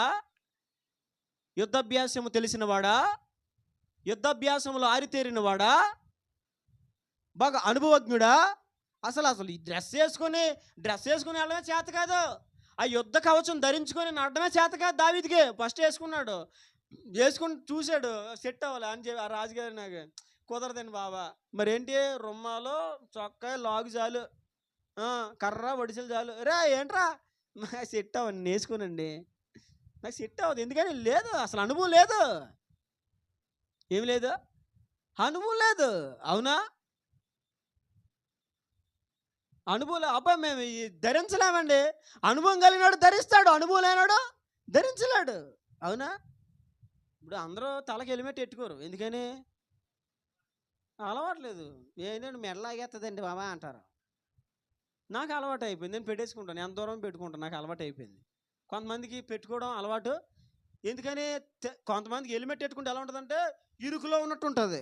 అమ్మ ఇటు కనబడదు, అటు కనబడదు, అమ్మ పైకి కనబడదు, ఇలాగే చూడాలి బాబోయ్, బంధించేసినట్టు ఉంటుంది, అలవాటు ఉండదు. అలవాటు ఉంటే అలాగే దావీదుకి లేదు, అసలు ఆ యుద్ధం చేయడం అసలు ఏం రాదు. యుద్ధంలో ఎలా వెళ్ళాలో, ఎలా పోరాడాలో, ఎలా గెలవాలో, ఎలా కొట్టాలో అసలు ఏమి తెలీదు. మరి ఎందుకు చెలరకపోయి వెళ్ళిపోయాడు? శత్రువుని చూడకుండా దేవుని చూశాడు, అంతే. దేవునికి మహిమ కలుగును గాక. ఈరోజు నువ్వు ఏ శత్రువు చేత బాధించబడుతున్నావు? ఒకవేళ పాపమే నీ జీవితంలో శత్రువుగా మారి నేను బాధిస్తూ ఉందా? అయితే నువ్వు పాపాన్ని చూడకో, మరి దేన్ని చూడాలి? నిన్ను పాపము నుండి విడిపించగలిగిన జీవము గల దేవుని వైపు చూడు. దేవునికి మహిమ కలుగును గాక. నీలో ఒకవేళ రోగం ఏలుబడి చేస్తుందా? అయితే నీ రోగం వైపు చూడకో, రోగమును పూర్తిగా నిర్మూలము చేయగలిగిన, మటుమాయము చేయగలిగిన జీవము గల దేవుని వైపు చూడు. చూడరండి చాలామంది. కోవిడ్ టైంలో చాలామంది ఎందుకు చచ్చిపోయారు? దేవుని చూడక చచ్చిపోయారు. నిజం, దేవుని చూడక చనిపోయారు చాలామంది. అమ్మో ఇంకా అయిపోయింది జీవితం అనేసుకున్నారు. అయ్య బాబాయ్, భయపడుట వలన ఏమొస్తుంది? ఉరి. నేను ఒక సెంటెన్స్ రాసిన దానికోసం మర్చిపోయానులే. కోటీశ్వరులే కన్ను మూశారు కరోనా సమయంలో, కానీ అదే సమయంలో కరుణామయుడైన దేవుని విశ్వాసం ఉంచిన వారు కరుణించబడ్డారని ఏదో రాశాను. క్రీస్తునందు విశ్వాసం ఉంచిన వారు కరుణించబడ్డారు ఏదో రాశాను. అది నా జీవిత అనుభవం నుంచి కూడా నేను రాశాను అది. ఎందుకంటే కోవిడ్ టైంలో నాకు కోవిడ్ అటాక్ అయింది, కానీ నేను అసలు దాన్ని చూడలా. నేనేం చేసింది తెలుసా? నా పని ఓపుకుంటే మోకాలు లేడు, ఓపిక లేదు పడుకొని శుభ్రంగా పాటలు పాడుకోవడం. నిజం, పడుకొని పాటలు పాడుకున్నాను అంతే. ఓపుకుంటే మోకరించి ప్రార్థన చేయడం, ఓపిక లేకపోతే పడుకొని పాటలు పాడుకోవడం. నీ జీవితంలో దేన్ని చూస్తున్నావు? రోగాన్ని చూస్తున్నావా? సమస్య చూస్తున్నావా? వ్యతిరేకత చూస్తున్నావా? శత్రువును చూస్తున్నావా? ఇబ్బందిని చూస్తున్నావా? బలహీనతను చూస్తున్నావా? అపవాది శోధనను చూస్తున్నావా? అసలు ఇవేమి మనం చూడకూడదు, దేవుని చూడాలి. దావీదు దేవుని చూసినవాడు, అందుకే మాట్లాడాడు, వీళ్ళెవరో జీవము గల దేవుని సైన్యం. వెళ్ళు, అరే జీవము గల దేవుని సైన్యం, వీళ్ళ దేవుడు జీవం కలిగిన వాడు, మా దేవుడు జీవం కలిగిన వాడు. అంటే దావీదు శత్రువుని చూడలే, జీవము గల దేవుణ్ణి. హిజ్కియా శత్రువును చూడలే, శత్రు రంకెలు చూడలే, జీవము గల దేవుణ్ణి చూచాడు. అందువలన వారిద్దరూ కూడా యుద్ధాల్లో విజయాలు పొందారు. ఒక దావీదు, హిజ్కియా వారు చేసిన యుద్ధాల్లో దేవుని చూశారు కాబట్టి వారు విజయాన్ని పొందారు. ఈ మధ్యలో వాళ్ళు నిరాశపరిచిన పరిస్థితులు ఎన్నొచ్చినాయో. పక్క నుంచి మాట్లాడే, నువ్వు మీరు నమ్మకండి, ఇసుకే మాట ఆడు అలాగే చెప్తాడు, ఉత్తి మాటలు ఏమి లేదా, మీరు నమ్ముకున్నారా మీరు అయిపోతారో. ఎన్నో నిరాశపరిచే మాటలు, కృంగదీసే మాటలు, వెనక్కి లాగే మాటలు, అధైర్యపరిచే మాటలు, భయభీతులుగా చేసే మాటలు, ముందుకు రాలేని మాటలు, ఎన్నో మాటలు, అవన్నీ పట్టించుకోలే. ఇసుకే ఒకటే చెప్పాడే, మీరు మాట్లాడడం కాముగా ఉండండి. వారి దగ్గర ఉన్న అధికారులు, కింద ఉన్న అధికారులు చెప్పాడు, మీరు కాముగా ఉండి, మీరేం ఆడికి మీరేం సమాధానం చెప్పకండి. ఆడు అరుచుకుంటాడు, అలాగా అరుచుకొని ఆ తర్వాత దేవుడు అన్నాడు, జవాబిచ్చాడు ఇసుక, ఇదిగో వాడు బయటికి వెళ్ళుట, లోపలికి వచ్చుట, కూర్చునుట, వాడు వేస్తున్న రంకెలు అన్నీ నేను చూస్తున్నా. వాడు ముక్కుకు గాల్లో వేసిన తిప్పుతానండి. నీ దేశం మీద ఒక్క కేడమైన, ఒక్క బాణమైన ప్రయోగించకుండా నోరు మూసుకొని వాడు దేశానికి వెళ్తున్నాడు. వచ్చిన మార్గంలో వెళ్ళిపోతాడు, మళ్ళీ కనిపించడు. ఇక్కడ దేవుడు చెప్పాడు, సమాధానం ఇచ్చాడు. అలాగే దేవుడు అద్భుతం చేసి అశూరు దండుపేటలో 1,85,00,000 మంది యోధులను దేవుడు ఒకే రోజు సంహరించేశాడు. అర్థమవుతుందా? ఇదంతా ఎలా జరిగింది? దేవుని వైపు చూడడం. ఈరోజు ఈ అనుభవం నువ్వు అలవాటు చేసుకో, ఆత్మీయుల అనుభవం అది. ప్రతి పరిస్థితిలో దేవుని వైపు చూడడం ఆత్మీయుల అనుభవం. నీ పరిస్థితి ఎలా ఉన్నా సరే మోకరించి, అయ్యా ప్రభా నా పరిస్థితి ఎలా ఉంది నాయన, దేవా నా స్థితిలో ఉంది ప్రభు, ఏడడం మానేసి, ఆలోచించడం మానే, దుఃఖించడం మానే, తలంచుకోవడం మానే, కృంగిపోవడం మానే, చింతించడం మానే, దాని గురించి పదే హృదయంలో ఆలోచించుకుంటూ మదన పడ్డం మానే దేవుని వైపు చూడడం నేర్చుకో. ప్రభు వైపు చూడడం నేర్చుకో. ఆయన చూడు. బైబిల్లో ఒక మాట రాయబడింది, చూడండి, మీకు జ్ఞాపకం చేస్తాను. కీర్తన గ్రంథం 34 అధ్యాయము, కీర్తన 34:35, 34:5 వచ్చును. కీర్తన 34:5. వారు ఆయన తట్టు చూడగా వెలుగు కలిగెను, వారి ముఖములు ఎన్నడును లజ్జింపకపోవును. చాలు. ఇక్కడ దావీదు ఏమని మాట్లాడుతున్నాడు? దావీదు రాశాడు కీర్తన. దావీదు అబీమెలెకు ఎదుట వెర్రివాని వలె ప్రవర్తించి అతని చేత తోలివేయబడిన తరువాత దావీదు రచించిన కీర్తన అది. అందులో 5వ వచనములో దావీదు ఏమంటాడు? ఇది దావీదు మాట్లాడిన మాటే. వారు ఆయన తట్టు చూడగా వారికి వెలుగు కలిగాను. ఎవరి వైపు చూస్తే వెలుగు కలుగుతుంది? దేవుని వైపు చూస్తే వెలుగు కలుగుతుంది. సమస్య వైపు చూస్తే కాదు, ఇబ్బందుల వైపు చూస్తే కాదు, ప్రతి సమస్యలో వ్యతిరేకతలో దేవుని వైపు చూస్తే. అందుకే దావీదు అంటాడు, వారు ఆయన తట్టు చూడగా వారికి వెలుగు కలిగెను, వారి ముఖములెన్నడూ లజ్జింపకపోవును. ఎవరైతే దేవుని వైపు చూస్తారో వారికి వెలుగు కలుగుతుంది. దేవునికి మహిమ కలుగును గాక. దేవుని వైపు చూడగలుగుతున్నావా? ప్రతి క్షణం, ప్రతి విషయంలో దేవుని చూడగలుగుతున్నావా? నేను చెప్తున్నా, అనుభవపూర్వకం ఒక మాట చెప్తున్నా. ప్రతి విషయంలో దేవుని చూడడం నేర్చుకో. దేవుడు నిన్ను సిగ్గుపరచడు. నేను అనుభవించే అనుభవపూర్వకంగా నా 8 సంవత్సరాల సేవా జీవితంలో నేను అనుభవించిన అనుభవాన్ని నేను చెప్తున్నా. నేను సేవలోకి అడుగుపెట్టిన ఈ యొక్క 8 సంవత్సరాల సేవా జీవితంలో నేను అనుభవించిన దాన్ని చెప్తున్నా. ఈ 8 సంవత్సరాల సేవా జీవితంలో దేవుడు ఎప్పుడు నన్ను సిగ్గుపరచలే. ఎప్పుడు సిగ్గుపరచలే. ఒక ఆయన అన్నాడు, ఆడు బతుకు ఏమవుతుంది చూస్తున్నాడు, బతుకు కుక్కల చింపని ఇస్తరవుతుంది అన్నాడు. నన్ను డోంట్ కేర్, నేను అసలు ఆ మాట దృష్టిలో పెట్టుకోలే, అసలు లెక్క చేయలే.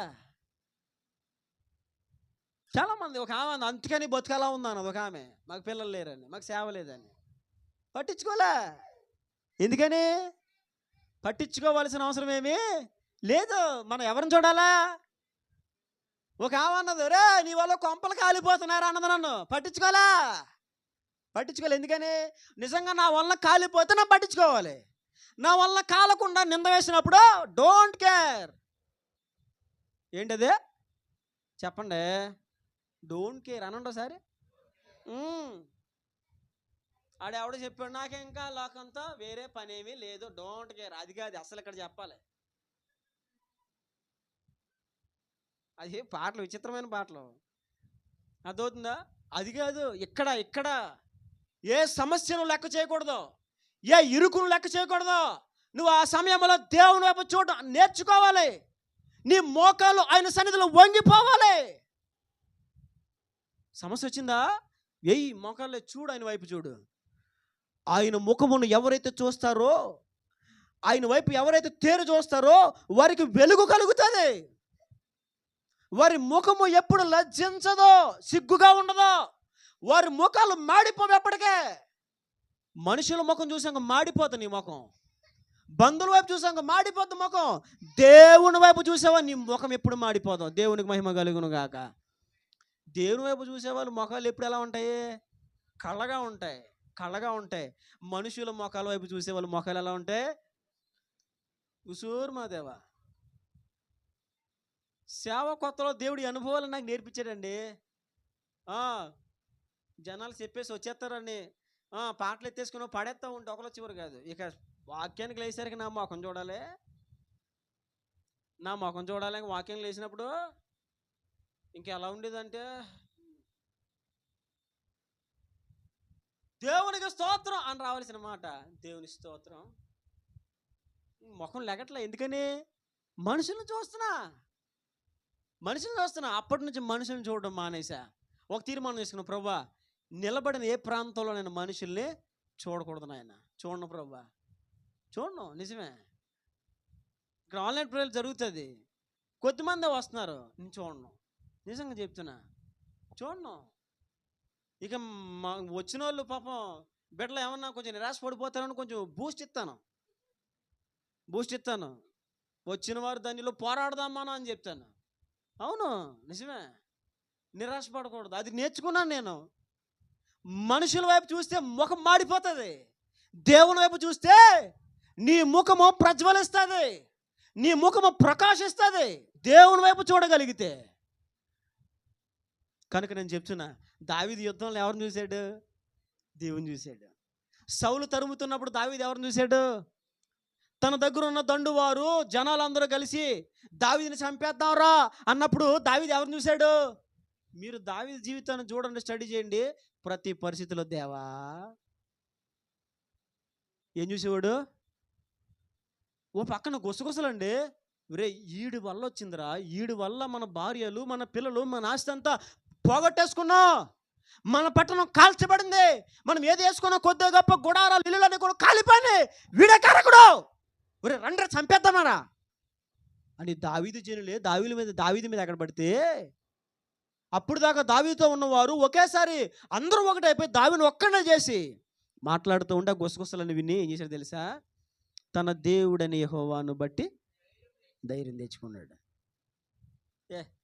వీళ్ళు ఎన్ని మాట్లాడినా దేవుడు ఉన్నాడు కదా, దేవుడు ఉన్నాడు. ఆయన సెలవు లేకుండా నా ఒంటి మీద ఎవడు వేయలేడు. ఆయన సెలవు లేకుండా మన తల వెంట్రుకల్లో ఒకటి కూడా రాలిపోదు, బైబిల్లో ఉంది. అదవుతుందా? మన తల వెంట్రుకల్లో ఒక్కటి నేల రాలన్నా ఆయన సెలవు ఉండాలి.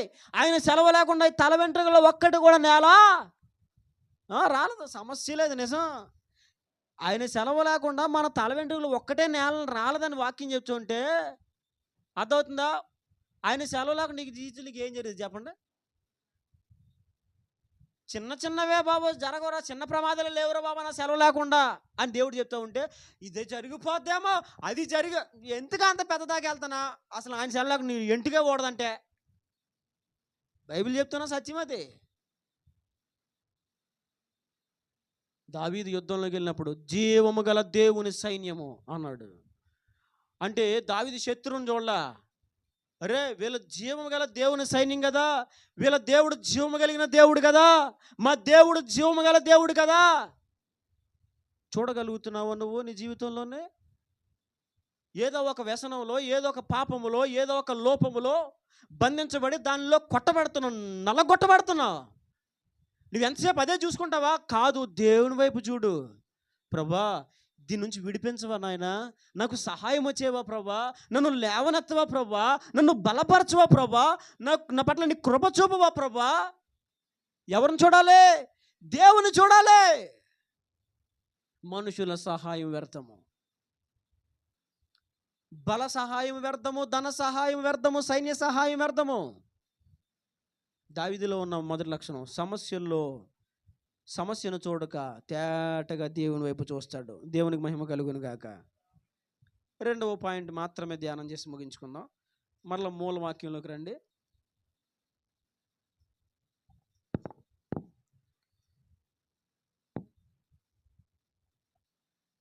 మొదటి సమూయేలు 17.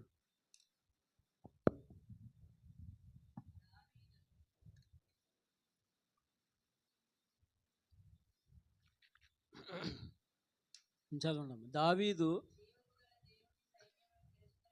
చూడండి, జీవము గల దేవుని సైన్యమును తిరస్కరించుటకు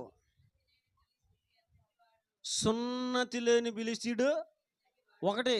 దావీదు ఏం చేశాడు? శత్రువుని చూడలా, ఎవరిని చూశాడు? దేవుని చూశాడు. రెండవది దావీదు ఏం చేశాడు తెలుసా? వీడికి సున్నతి లేదు, వీడిగా ఎవడాడు? సున్నతి లేని ఫిలిష్తీయుడు. మేమెవరమో? సున్నతి పొందిన వారు అబ్రహాము సంతానమై ఉండి, దేవుని ప్రజలమై ఉండి, దేవుని నిబంధనకు వారసత్వం పొందుటకు గుర్తుగా దేవుడు మాకు ఇవ్వబడిన సున్నతిని 8వ దినమున సున్నతి పొందిన వారు మేము. అంటే ఏంటి? సున్నతి యొక్క విలువను గుర్తించిన వాడు. ఆ యుద్ధ సైన్యంలో ఇశ్రాయేలు సున్నతి విలువను ఎరిగిన వాళ్ళు ఉన్నారు. అసలు ఒకటి తెలుసా సున్నతి విలువ? అసలు అడిగే 8వ రోజు సున్నతి పొందేశారు సైన్యంలో ఉన్న వాళ్ళు. దావీదు సున్నతి పొందారు. ఆ సైన్యంలో ఉన్న అనేక మంది 12 గోత్రాల్లో ఉన్న ప్రజలందరూ సున్నతి పొందారు. ఆ సైన్యంలో నిలబడిన వందలాది మంది, వేలాది మంది అందరూ సున్నతి పొందారు. కానీ యుద్ధానికి వెళ్ళినప్పుడు సున్నతి యొక్క విలువలు వాళ్ళు గుర్తించలేకపోయారే. మనం సున్నతి పొందిన వాళ్ళం కదా, వాగ్దానం పొందిన వాళ్ళం కదా, ఒక గుర్తు పొందిన వాళ్ళం కదా. దేవుడు అబ్రహాము చెప్పాడు, అబ్రహాము నీకు నాకు మధ్యలో ఒక నిబంధన పెట్టి ఆ నిబంధనను బట్టి నేను నిన్ను ఆశీర్వదిస్తానని దేవుడు చెప్పాడు. ఆ నిబంధనకు గుర్తు ఇదే. అదేంటంటే మీలో పుట్టిన ప్రతి బిడ్డ 8వ దినం సున్నతి పొందాలి అని దేవుడు చెప్పాడు. ఈ సున్నతిని ఎవరైతే గైకొంటారో వారితో నా నిబంధన స్థిరపరుస్తాను, వారి వంశమును ఆశీర్వదిస్తాను, వారిని ఆశీర్వాదముగా చేస్తాను, భూలోకములో వారి వంశములు విస్తరిస్తాయి, వారి సంతతికి నేను తోడుగా ఉంటాను, వారిని హెచ్చిస్తాను, వారిని ఘనపరుస్తాను, వారిని రాజులుగా చేస్తాను అని దేవుడు ముందుగానే దావీదుకు వాగ్దానం చేశాడు. ఈ సైన్యంలో ఉన్న మిగిలిన వాళ్ళకి అసలు సున్నతి విలువ తెలియదులకే. అరే సున్నతి పొందామంటే మనము దేవుని వాగ్దానాలకు వారసులు రా. సున్నతి పొందినోడు ఏంటిది పాత నిబంధనలో? సున్నతి పొందిన ప్రతి ఒక్కడు దేవుని నిబంధన వాగ్దానాలకు వారసుడు. పాత నిబంధనలు ఎవరైనా సున్నతి పొందితే ఆ విలువ తెలియదు వీళ్ళకే. ఎందుకు తెలీదు? సున్నతి విలువ ఎప్పుడు తెలియదు? సున్నతి అనగా మన భాషలో ఇప్పుడు ప్రస్తుతం బాప్తిస్మము, రక్షణ అనుభవము. బాప్తిస్మము రక్షణ అనుభవము. దావీదు సున్నతి విలువ ఎరిగినాడు. ఎందుకని? దావీదు పెళ్లి కోసం బాప్తిసం తీసుకున్నవాడు కాదు. దావీదు అవసరాల కొరకు బాప్తిసం తీసుకున్నవాడు కాదు. దావీదు సున్నతి ఎందుకు పొందాడు? నేను అబ్రహాము సంతానం అనిపించుకోవాలని తీసుకున్నవాడు కాదు సున్నతి. దావీదు ఎందుకు సున్నతి పొందాడు తెలుసా? తండ్రి అయిన అబ్రహాము వాగ్దానాలకు మేము వారసులం కావాలి.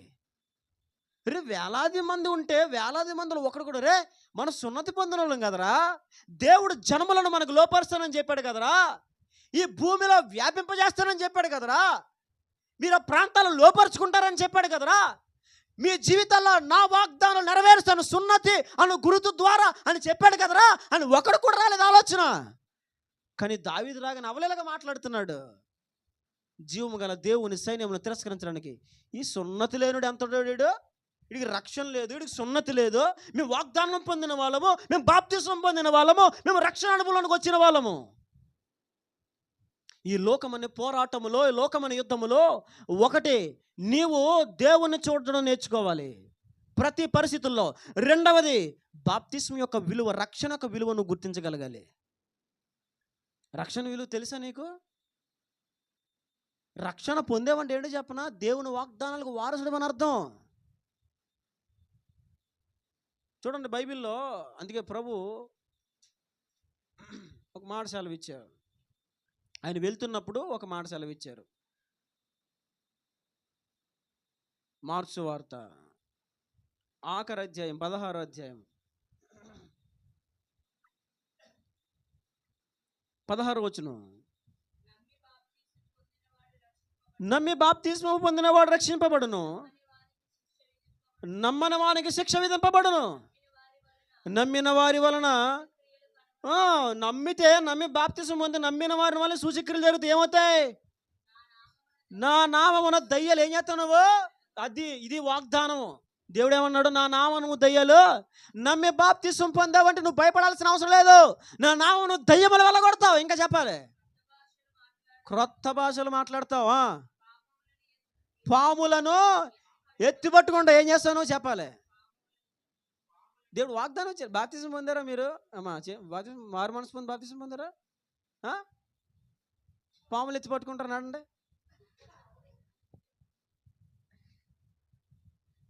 మొన్న సాక్ష్యం చెప్తున్నాడు, మా అన్నయ్య చెప్పాడు, మా తాతయ్య గారు పాము అంటే భయం ఉండదు. సంఘ పెద్దలు 3 వచ్చేసి మా తాతయ్య గారు పడుకుంటాడు గదిలో. మొన్న రీసెంట్గా జరిగింది, 1 నెల క్రితం. ఇప్పుడు మా తాతయ్య గారి గదిలో పడుకుంటే 7 అడుగులు ఎంత ఉందండి, అది తాస్పాం ఏదోని. గదిలో కలిసి వచ్చేసి లోపల సొట్టేసుకుని పడుకుని ఉందంట, చూస్తుందంట, అది అటు ఇటు కదులుతుందంట. మా తాతయ్య లోపల పడుకున్నారంట. బయట సంఘ పెద్దలు కర్రట్టుకుని, అయ్యగారు బయటికి రండి, పాము వచ్చేసిందా, పాము అంటే బాబు అంటే, పామా ఏది పాము అని ఇప్పుడు చూపులెట్లు పలకల్లా వచ్చినాయి. పాత చూపులెట్లు రౌండ్గా ఉండి కదా, గుర్తుందా మీకు? అవి అప్పుడు మీటింగ్స్ కోసమని కొని వాళ్ళు చాలా ఉన్నాయి మా ఇంట్లో. మా తాతయ్య గారు పామా ఏదది అని చెప్పి తలకే తీస్తే మంచం నుంచి చూపులెట్ తల పొడిచారంట. ఎలా పొడిచి అదే పాతలా అని చెప్పి పడుకున్నారంట. అదే మనమైతే మా ఊళ్ళో మా వీళ్ళు ఎలకొత్తేనే గంతులేశారు మంచం మీద. మంచం మీద, అది నేల మీద వెళ్తా ఉంటే వీళ్ళు మంచం మీద గంతులేశారు వీళ్ళు. మా తాతయ్య గారు చూపులేడుతాను ఇలా పొడిసి అదే పోతలే అని పడుకున్నారంట. బయట ఏమో సంఘ పెద్దలు ముగ్గురు కర్రలు అట్టుకొని, అయ్యగారు బయటికి రండి, అయ్యగారు బయటికి రండి. అబే మనకైతే చెప్పాలి, పాములను ఎత్తి పట్టుకుంటారు. ఏమి ఎత్తి పట్టుకుంటారు? ఒక విషయం, కావాలని వెళ్ళి పాముతో కట్టుకోకు. చాలామంది వాక్యాన్ని మిస్లీడ్ చేసి అపార్థం చేసుకొని, మీ దేవుడు పాములు ఎత్తి పట్టుకోమన్నాడుగా, పట్టుకో పాము. మరి దాటిపోయి కుక్క సోబ ఎవడట్టుకోమన్నాడు రా నిన్న? పాము ఎందుకు? దాటిపోతున్న కుక్కతో కట్టుకొని ఊరుకుంటుంది అది నీకు? అవునా? దేవుడు చెప్పిన అర్థం అది కాదు. ఒకవేళ తెలియకుండా నువ్వు పాము మీద అడిగేసేసినా పాము తోక పట్టుకుని నేను చేయదు. అది తెలియకుండా తెలిసి విషం తాక్కో. తెలియకుండా ఎవడ నీకు విషం పెట్టేసినా పని చేయదు నీకు అది. అందుకే అక్కడ ఏం రాయబడింది చదవండి. మరణకరమైనది ఏమి తాగినను అది వారికి హాని. అంటే ఎలాగా? కావాలని తెచ్చుకుని 7 బాటిల్ తెచ్చుకుని తాగేమని కాదు. కొంతమంది అలాగే ఇదిగో 7 బాటిల్ ఇదిగో తాగి, మీ దేవుడు చెప్పాడు కదా తాగే నువ్వు చచ్చిపో కదా. వాళ్ళకి తెలియదు వాక్యం కాబట్టి లెక్కదాలు చేస్తారు. కానీ దాన్ని మనం తెలుసుకోవాలి. తెలియకుండా ఒకవేళ మనం వెళ్ళినప్పుడు కొంతమంది విషం పెట్టేశారు అనుకో. కొంతమంది చాలామంది భక్తులు విషాలు పెట్టేశారండి.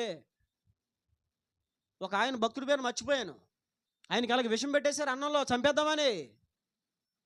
కానీ ఆయన ఏమీ హాని నొందలే. అర్థమవుతుందా? ఒకసారి కట్టెలాడుతున్నప్పుడు పౌలు గారికి ఒక ప్రాంతంలో మిలెతు అనుకుంటున్నాను, నాకు సరిగ్గా గుర్తులేదు బైబిల్లో, అనాగరికులైన ప్రజల మధ్యలో చలి కాసుకోవడానికి మంటల కోసం కట్టెలాడుతూ ఉంటే కట్టెలో ఒక పాము లేచొచ్చి పౌలు గారు చేపట్టేసుకుంది. ఆయన ఇలా చేతితే చెయ్యి వదలేదు, ఏడపోయింది చేతికి. అందరూ అనుకున్నారు ఇటు శరీరం ఉబ్బిపోతే వాసిపోతే చచ్చిపోతాడని చూశారు ఆయన్ని. కానీ ఆయనకి ఏమి అంటే ఏంటి అర్థం? పాములను ఎత్తి పట్టుకోవడం అంటే అదే. తెలియకుండా నువ్వు పామును పట్టుకున్నా చేయి లేపేసి నీకేమీ అవ్వదు. నిజం, ఇది నిజమండి. తెలియకుండా ఏం జరిగినా మనకి విషయాలేం ఎక్కువ. నిజం, నన్ను పిల్లి కరిచింది, నన్ను కుక్క కరిచింది, నిజం, నన్ను తేలు కుట్టింది, ఒకసారి జర్రి కుట్టింది, నిజం. నాకే ఎవరికా కాదు, 2 సార్లు ఎలక కరిచింది, 2 సార్లు ఎలకలు కరిచింది కాలికి. ఇంజక్షన్ ఏమీ చేయలా. కారణం ఏంటి? విషాన్ని విరుచువాడు యేసయ్య. వాగ్దానం ఉంది, రక్షణ పొందావా? నీకు వాగ్దానం ఉంది. దావీదుకి సున్నతి ఉంది, సున్నతి యొక్క విలువ ఎరిగిన వాడు. ఈ లోకమైన పోరాటంలో నువ్వు ఇంకా భయపడుతున్నావు. కారణం ఏంటి తెలుసా? దేవుడు నీకు ఇచ్చిన రక్షణ విలువ నువ్వు గమనించట్లా. ఒకటి, ఆయన జీవము గల దేవుడు ఆయన వైపు చూడలేకపోతున్నావు. రెండవది, ఆయన ఇచ్చిన రక్షణ గుర్తించలేకపోతున్నావు. దేవుడు ఇచ్చిన రక్షణ ఎంత గొప్పదో తెలుసా? ఆయన వాగ్దానం లేకుండా, ఆయన సెలవు లేకుండా నేను ఏది చేయలేదు. దీవెనయ్య గారు అని ఒక మంచి సేవకులు ఉన్నారు. ఆయన పెళ్లి చేసుకోకుండా సేవ చేస్తున్నారు రేసన్ గారు లాగా. దీవెనయ్య గారు అని ఆయన ఎక్కడో మినిస్ట్రీ అయింది, సరే గుర్తులేదు నాకు, అటు సైడ్ హైదరాబాద్ సైడ్ ఎక్కడో. ఆయన ఊరు నాకు జ్ఞాపకం లేదు, కానీ ఆయన కొంచెం తెలుసు నాకు బాగా పరిచయం. మంచి సేవకుడు, చాలా మంచి సేవకుడు. నిర్మోహమాటంగా వాక్యం చెప్తాడు. ఇంకా సేవకులను అయితే ఉత్తికారేసేస్తాడు ఆయన. సమస్య లేదు. సేవకులు మాత్రం అసలు లెఫ్ట్ రైట్ అనమాట. మంచి సేవకుడు ఆయన. అసలు ముక్కుసూటిగా మాట్లాడతాడు. అయితే ఆయన ఒకసారి బెదిరించారంట కొంతమంది వ్యతిరేకులు. ఊరిని చంపేస్తాం రండి నిన్న. వ్యతిరేకులు కొంతమంది బెదిరించారంట. ఆయన భయపడలా. ఏం చేశాడు తెలుసా?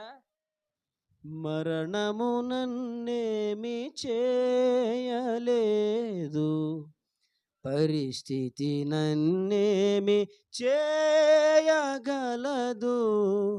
నీ కృప సమృద్ధిగా నాపై నిలిపి తోడై ఉన్నావు.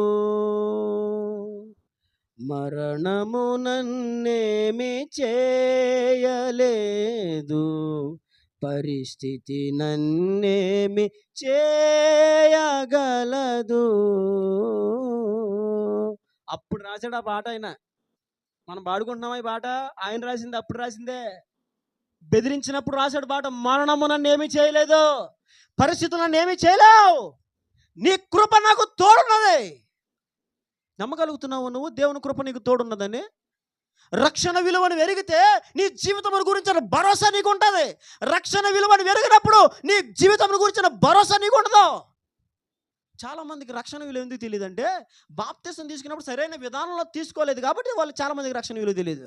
కొంతమందికి రక్షణ విలువ ఎందుకు తెలియలేదంటే బాప్తిసం తీసుకున్న తర్వాత చాలా కాలం మంచిగా ఉన్నారు, కానీ ఆ తర్వాత వచ్చిన సుఖభోగాలు బట్టో, డబ్బును బట్టో, పేరు ప్రఖ్యాతులను బట్టో, వారికి వచ్చిన ఆర్థికపరమైన ఆశీర్వాదాలను బట్టో వారు గర్వించిన వారై భక్తిహీనులు అయిపోవడం వల్ల రక్షణ విలువను మర్చిపోయారు చాలామంది. రక్షణ విలువను మర్చిపోవడానికి కొన్ని కారణాలు ఉంటాయి. చాలామంది రక్షణ విలువ ఎందుకు మర్చిపోతారు? ఆ విలువ ఎందుకు తెలియదు వాళ్ళకి? ఏదో పాస్టర్ గారు తీసుకోమన్నారు కాబట్టి తీసుకోవాలి బాప్తీసం. చాలామంది బాప్తీసం ఎందుకు తీసుకుంటున్నారు చెప్పండి? అంటే రక్షణ విలువ మనకు తెలియాలి కాబట్టి దాని అనుభవాలు కూడా మనం నేర్చుకోవాలి. బాప్తీసం అంటే చెప్పండి, మొక్కుకొని తీసుకునేదా? బాప్తీసం అంటే పెళ్ళికి తీసుకునేదా? బాప్తిస్మం అంటే ఏంటి చూడండి, బైబిల్లో మీకు జ్ఞాపకం చేస్తాను. బైబిల్ లేకనల్లా మీకు నేను జ్ఞాపకం చేస్తాను. మార్కు సువార్త 1వ అధ్యాయము, మార్కు సువార్త 1వ అధ్యాయం 4-5 వచనాలు. బాప్తిస్మిచ్చి యోహాను అరణ్యములో ఉండి ఏంటది? పాప క్షమాపణ నిమిత్తము మారు మనసు విషయమైన ప్రకటించుచు వచ్చెను. అంతటా యూదయ దేశస్థులందరూ యెరూషలేము వారందరూ బయలుదేరి అతని యొద్దకు వచ్చి తమ పాపములను ఒప్పుకొనుచు, ఈ మాట చూడండి, అప్పుడు అలాగున ప్రకటించబడతా ఉంటే ప్రజలందరూ వచ్చి ఏం చేశారు? తమ పాపములు ఒప్పుకొనుచు యోర్దాను నదిలో అతని చేత బాప్తిస్మము పొందుచుండ్రి. బాప్తిస్మం అంటే ఏంటి? అయ్యగారండి, మరి మా అబ్బాయికి సొట్టారకం కుదిరిపోయింది కదండి, మరి మరి బాప్తిస్మం ఇచ్చేస్తారండి.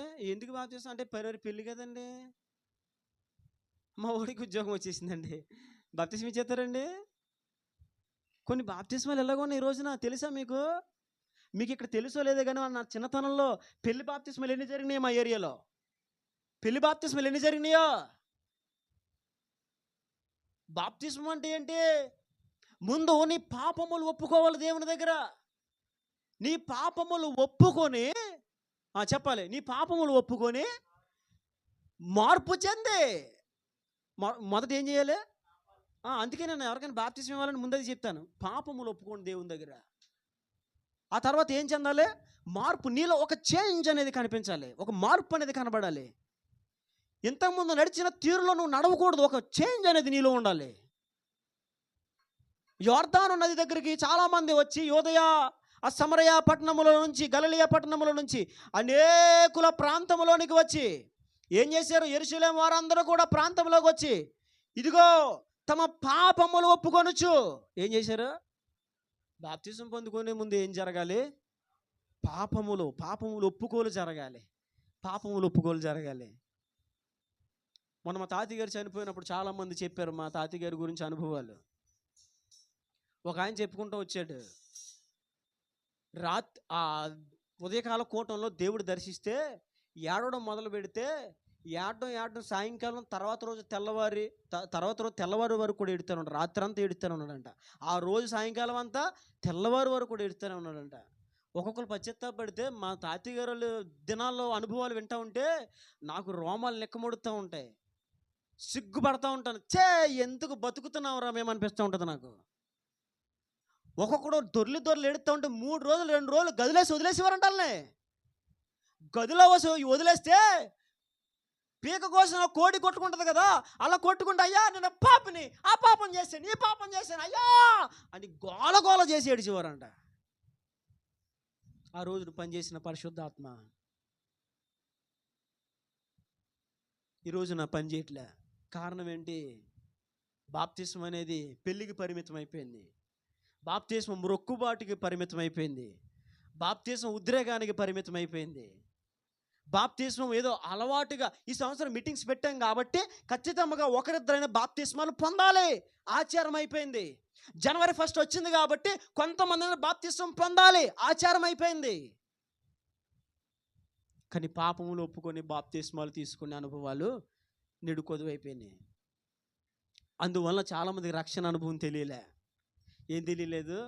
రక్షణ అనుభవం తెలియలే. రక్షణ అనుభవం తెలియాలంటే మన పాపాలు ముందుగా ఒప్పుకొని దేవుని సన్నిధిలో విడిచిపెట్టి మార్పు పొంది, అయ్యా నేను మారేనయ్యా నీ సాక్ష్యం అందరూ చూడాలి, అప్పుడు బాప్తిస్మం పొందాలి.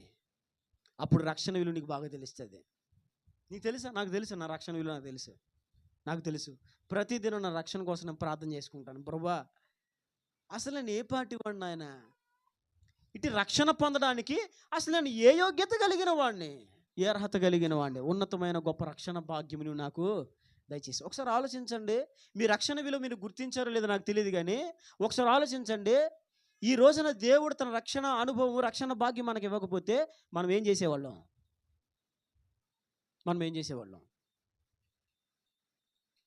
చెప్పాలి. మనం ఏం చేసేవాళ్ళం?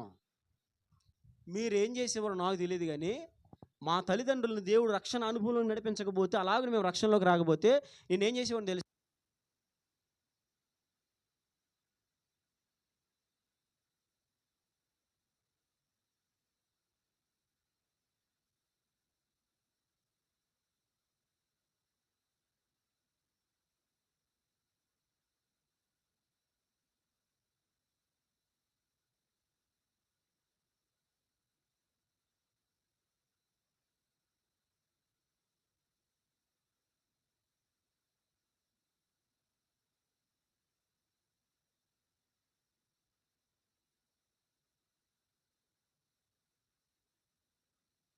నమస్కరించాలి.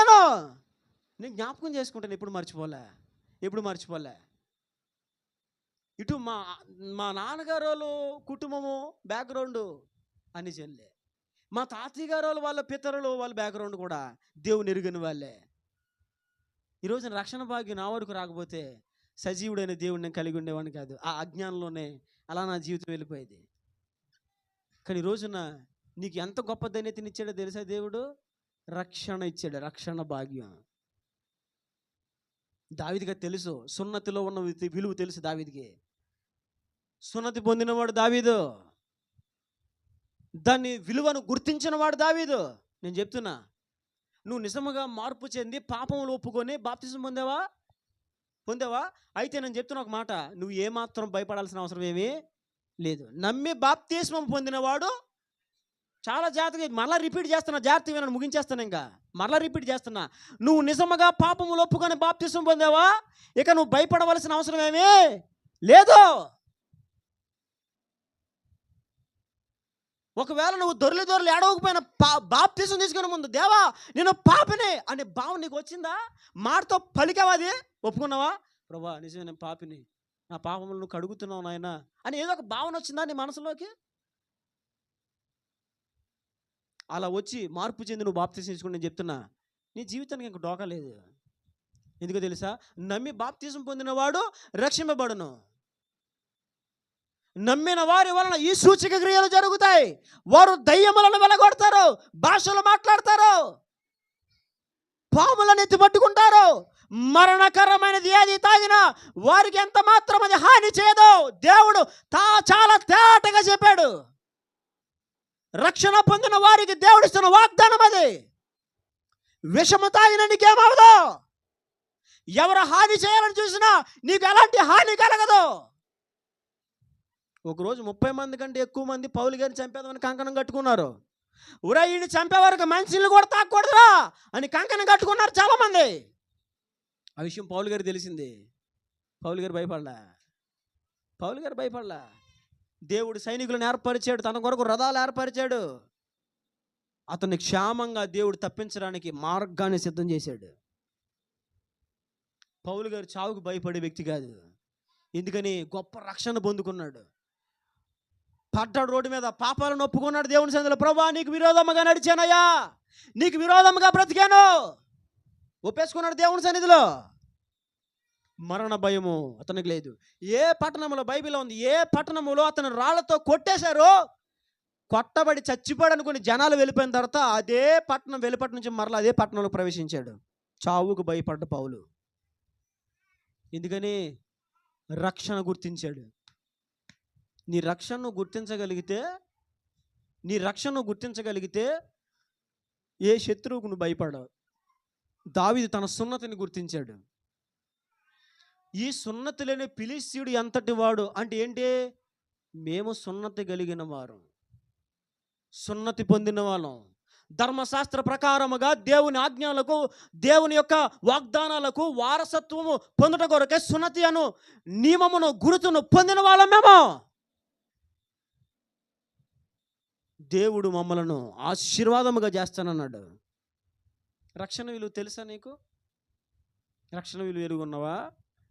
నేను చెప్తున్నాను, నిజంగా వాక్యానుసారంగా బాప్తిసం పొందుంటే ఒక మాట బాగా నీ హృదయంలోకి వెళ్ళనివి, నీ భవిష్యత్తును గురించి చింతించాల్సిన అవసరం ఏమీ లేదు. నిజమైన మారు మనసు, పాప క్షమాపణ పొంది నువ్వు యేసునామములో బాప్తిసం పొందిన అనుభవంలో నువ్వు ఉంటే కనుక ఏ రోగానికి, ఏ మరణానికి, దే చీకటికి భయపడవలసిన అవసరం లేదు. రక్షణ విలువ ఎరుగని వారే భయపడతారు. రక్షణ విలువ ఎరుగని వారే కంగారు పడతారు, వాళ్ళే ఏడుస్తారు. చాలామంది ప్రభునందు నిద్రిస్తే చాలామంది ఏడుస్తూ ఉంటారు. నిజంగా రక్షణ విలువ ఎరిగిన వాళ్ళు అయితే ఏడవరు. మనం మా తాతయ్య గారు చనిపోయారా, అబ్బే మేము ఆళ్ళ చక్కగా ఉన్నాం హ్యాపీగా. అక్కడ ఒక్క ఏడుపు లేదండి మందిరంలో, ఒక్క ఏడుపు లేదు. మన వాళ్ళు అయితే హాస్పిటల్ నుంచి కారు రాగానే అని పడిపోతాను. అవునా? హాస్పిటల్ నుంచి కారు రాగానే ఆ తర్వాత చెప్పండి, ఆ తర్వాత మరి స్నానం చేయించండి. స్నానము అనగానే మళ్ళీ మొదలవుతుంది. ఏక పెట్టులో పెట్టెత్తుతా ఉంటే పెట్టెలో లేగుతా ఉంటే అమ్మా అయ్యి బాబా వెళ్ళిపోతున్నావా? అవునా కదా? నిజమే కదా? నేను అడుగుతాను, నీకు నిరీక్షణ లేదా? నీకు రక్షణ లేదా? మరి రక్షణ ఉన్నప్పుడు మరణానికి ఎందుకు భయపడుతున్నావు? రక్షణ కలిగిన వాడు మరణానికి భయపడాల్సిన అవసరం ఏమీ లేదు. అవునా కదా? వినండి నన్ను అలా తీసుకెళ్ళిపోను వాడిని. ఎందుకు ఎడుతున్నాడు? అది తీసుకెళ్ళి స్లో స్లో స్లో స్లో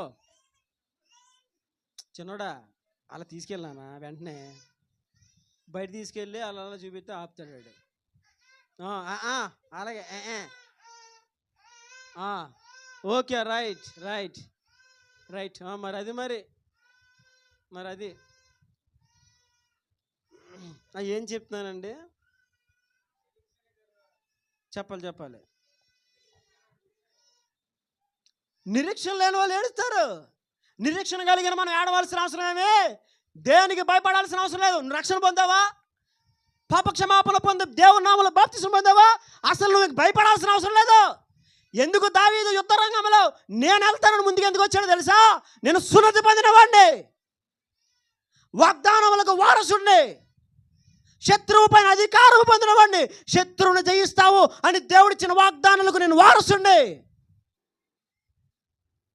అప్పుడు వాగ్దానాలకి ఎలా వారసులు అయ్యేవారు అంటే పాత నిబంధనలు సున్నతి ద్వారానే. దావీదు సున్నతి పొందినవాడు కాబట్టి ఇంకా శత్రువుకే భయపడాలి. నువ్వు వాక్యానుసారంగా దేవుని రక్షణ అనుభవాన్ని పొందుకుంటే నువ్వు అసలు భయపడాల్సిన అవసరమే లేదు. అందుకే నా భార్యకి నేను కొన్నిసార్లు ఆల్రెడీ చెప్పేశాను, ఎప్పుడో, నేను చచ్చిపోతే నువ్వు సేవ ఆపుతావా కొనసాగిస్తావా అని అడిగా. కొంచెం ఆలోచనలో పడింది. నేను చెప్పా, నేను బ్రతికినా నేను చచ్చిపోయినా సేవ మాత్రం నువ్వు ఆపకూడదు. ఎందుకని మనిషి మరణానికి భయపడే మనిషిని కాదు. సావు ఎప్పుడైనా వస్తుంది, ఎలాగైనా వస్తుంది. ఎందుకు? నాకు నిరీక్షణ ఉంది, రక్షణ అనుభవం యొక్క విలువను ఎరిగిన వాడిని.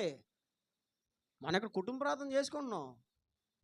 నేను అలాగా ఎత్తనగా ఫోన్లో ఎత్తను, ప్రార్థన నాటిల్లో ప్రార్థన అయింది. అప్పుడు ఫోను అసలు ప్రార్థన అయితే ఫోన్ చూడను. సాధారణంగా నేను బైబిల్ చదువుకు లోపలికి వెళ్ళిపోతాను.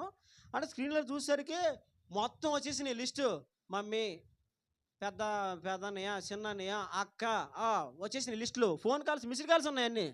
అవి చూడగానే నేను నా భార్యకి చెప్పేసాను, ఇన్ని ఫోన్లు వచ్చినాయంటే తాతయ్య గారు వెళ్ళిపోయారు అని నేను చెప్పి ఫోన్ చేశాయి.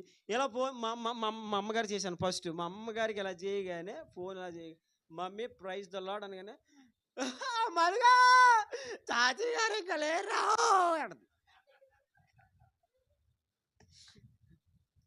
సెప్టెంబర్ 3వ తారీఖు మేము పిప్పర్లో ఉన్నాం. ఇప్పుడు శామ్యూల్ గారి ఫ్యామిలీ, మా ఫ్యామిలీ వెళ్ళాం. ఉదయకాలం నేను వాక్యం చదువుతుంటే యెషయా గ్రంథం 57వ అధ్యాయంలో నుంచి దేవుడు నాతో మాట్లాడారు. నేను మీ తాతిగాని తీసుకుంటున్నాను అని. సెప్టెంబర్ 3వ తారీఖు ఉదయం మా అమ్మగారికి చెప్పాను. దేవుడు తాతిగాని తీసుకున్నాడు, నువ్వు ఏడవద్దు అని అప్పుడే చెప్పా మా అమ్మగారికి. ఏడవలసిన అవసరం ఏమీ లేదు. మరి ఆవిడ మర్చిపోయిందో ఏమైందో మనకు తెలీదు. నేను ముందే చెప్పాను, నువ్వు ఏడాల్సిన అవసరం లేదని చెప్పేశా. చచ్చిపోగా నేను అప్పుడే చెప్పాను, ఫోన్ చేసి ఏడుతాను చెప్పి. ఎందుకు ఏడుస్తున్నా? మనకు నిరీక్షణ లేదా? నిరీక్షణ లేని ఇతరుల వల్ల మనం దుఃఖించకూడదని దేవుడు చెప్పలేదా? ఎందుకు ఏడుస్తున్నావు? మా అమ్మగారికి అయితే చెప్పి, ఏడవద్దు, నువ్వేడితే ఎలాగా? సేవకులు కొన్న మనమే ఏడిస్తే విశ్వాసం ఎలా ఓదారుస్తాం?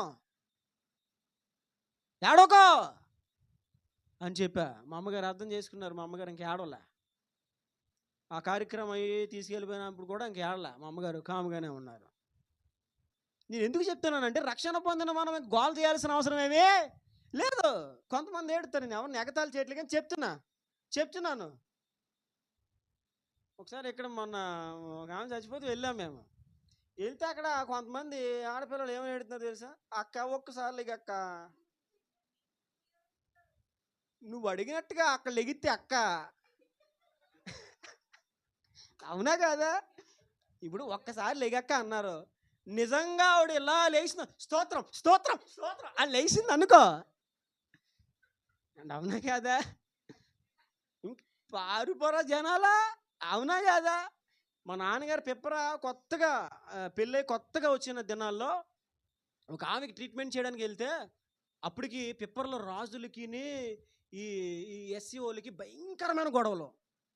ఎస్సీలో ఒక వ్యక్తిని చంపేసి రాజులు చెరువులో పడేశారు. ఆ కోర్టు కేసు నడుస్తుంది. రూల్ ఎంత పటిష్టంగా పెట్టారంటే, అప్పుడు ఆనాటి అధికారులు, రాజులు ఎవడైనా ఈ ఎస్సీఓల వీధిలో నుంచి వెళ్తూ ఉంటే వారి మోకాళ్ళు కన్నేసి ఇలా ఎత్తి వాళ్ళ ఇళ్ళ వైపు కూడా చూడకూడదు. పటిష్టమైన రూల్ పెట్టారు. ఆ రూల్ నడుస్తున్న దినాల్లో మా తాతయ్య గారిని అక్కడిది మా నాన్నగారిని రాజులు ఒక ఆమెకి బాగోకపోతే పిలిచారు. మా నాన్నగారు కరెక్ట్గా వెళ్ళారు. మా నాన్నగారు వెళ్ళి ఇంజక్షన్ ఇలాగ లోడ్ చేసి సగం ఎక్కించారట. సగం ఎక్కించగానే చెప్పండి, సగం ఎక్కించగానే ఆమె అసలే రాజులకి అప్పుడు ఎస్సీలకి పడట్లా, వాళ్ళకి వీళ్ళకి పడట్లా. ఇప్పుడు ఈ టైంలో ఎక్కడి నుంచి ఒకడు రాజుల్లోకి వచ్చి ఇంజక్షన్ చేశాడు రా అంటే ఏమంటారు? అప్పటికే వాళ్ళ కూతురు అందంట, బాబాయ్ డాక్టర్ మా అమ్మకి ఇంజక్షన్ చేసి చంపేశాడా అన్నదంట. మా నాన్నగారు గుండెల్లో ఇంకా చూసుకో, లెగలేరు, రాలేరు. ఇక ఇంజక్షన్ అలాగే పట్టుకొని మా నాన్నగారు, ఎవరో చూపిద్దాం బాబా, నేనేం వ్యసనం చేయలేదు బాబా, కొంచెం బలం వచ్చింది, పలస పెరిగి చేశాను ఆయన, అన్ని కంట్రోల్లో వచ్చి చేసేది బాబా అని చూపించడానికి ఆధారంగా పట్టు కూర్చున్నారంట. మా నాన్నగారు కూర్చున్నారంట. మా నాన్నగారిని ఒకడో పట్టించుకోవట్లేదంట. అక్కడ ఏమండి ఇంటికి వెళ్తారా, కానీ టిఫిన్ చేస్తారా, టీ తాగుతారా అని ఎవడ అడగలేదంట. ఇంకేం చేస్తున్నారు తెలుసు కదా, ఇంకేం చేస్తారు చెప్పండి ఏ వేస్తారు కదండి చెప్పండి. తర్వాత బంగారం మీద వేస్తారంట కదా కొంచెం కింద. ఇవన్నీ చేసేస్తున్నారంట, అన్నీ చేసేస్తున్నారా. కట్లు ఆల్రెడీ రెడీ అయిపోయింది. ఏంటది, పాడి రెడీ అయిపోయింది. యథార్థం జరిగింది. అప్పుడు మా నాన్నగారు ప్రార్థన చేయడం మొదలెట్టారంట. ప్రభువా, బైబిల్లో లాజర్ని నువ్వు 4 దినాల తర్వాత లేపవన్న సందర్భం ఉంది కదా, అది నిజమైతే, యథార్థ సంఘటన నేను చెప్తుంది, అది నిజమైతే ఈరోజు ఈమె లెగాలి ఇక్కడ. నేను అలా బయటకు వెళ్ళి చచ్చిపోయినా పర్వాలేదు.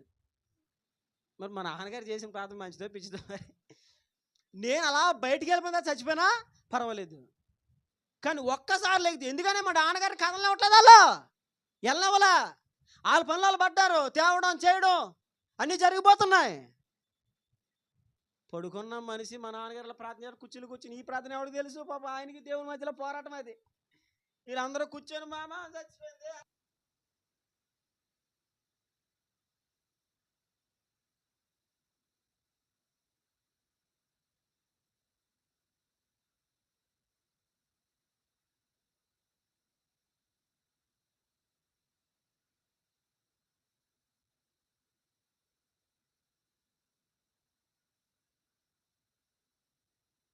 ఈ కూతురు ఏమైపోయిందో తెలియదు, ఈ మనవరాలు ఎట్టిపోయిందో తెలియదు, ఎక్కడో అక్కడ సర్దేసుకున్నారు. ఎందుకని ఇంకంతే అక్క. ఒక్కసారి లేక అక్క, ఒక్కసారి లెగితే మరి నువ్వు ఉంటావో ఎగురుతావో. కొంతమంది అలాగంటారా? అవునా కదా, చచ్చిపోయిన తర్వాత అవునా కదా. ఈ తాగుబోతాలైతే వీళ్ళ యాక్షన్ గంతు పొందు ఉండదు ఇలా. మా ఊర్లో ఒక అన్న చచ్చిపోతే తమ్ముడు ఎక్కడో ఉంటాడు, వచ్చాడు, పొడుగోబెట్టారు. అప్పటికే చాలాసేపు అయిపోయి మధ్యాహ్నం వచ్చాడు అయ్యగారు. బండి దిగాడు, సెంటర్లో అలా బండి దిగాడు. దిగడం ఇళ్ళ దిగాడు. ఆ బండి దిగడం కూడా సరిగ్గా దిగల. బండి దిగి అన్న దగ్గరికి వస్తున్నాడు. ఇళ్ళలో వచ్చి ఇలా నడుచుకుంటూ వచ్చి ఇలా చూశాడు. ఎవరిని? అలా అన్నానే. ఇళ్ళ చూసి అన్నాడు, చచ్చిపోలేదీడా అన్నాడు. వచ్చి రే అన్నయ్య లేగా, చచ్చిపోలేదీడా అని పెట్టి ఇక్కడ పెడితేనండి మీదకి ఎక్కేస్తున్నాడు, పడుకుని పోతున్నాడు అలా అన్ని పక్కన. బోల్డ్ వింతలు చేస్తారు. అవునా కదా. చచ్చిపోగానే మళ్ళీ మొన్న చచ్చిపోతే పాప వాళ్ళ ఆయన గారు ఏమని ఎడుతున్నాడు అనుకున్నారు? నీకు ఏదన్నా బాధ వస్తా నాకు చెప్పమన్నాను కదా, నువ్వు నాకు ఎందుకు చెప్పలేదు? ఎక్కడా? ఇప్పుడు కనుక లేచి అండి నేను అందుకు చచ్చిపోయానండి అనంటే ఓ నాడు బాబోయ్, ఉంటాడు ఈయన? ఉంటాడా? ఎందుకు ఎందుకు ఎందుకు? నిరీక్షణ ఉన్నప్పుడు మనం బాధపడ్డ అవసరమా? మనకు ఒక నిరీక్షణ ఉంది కదా. అవునా కదండి. ఈ నిరీక్షణ అనుభవము ఎక్కువగా ఎవరిలో మెదులుతుందంటే రక్షణ పొందినవారు. మనం రక్షించబడ్డాం, మనకు ఒక నిరీక్షణ ఉంది, మనం ఇక్కడ కళ్ళు మూస్తే పరలోకంలో తెరుస్తాం. దీని గురించి ఆడవలసిన అవసరం ఏమి?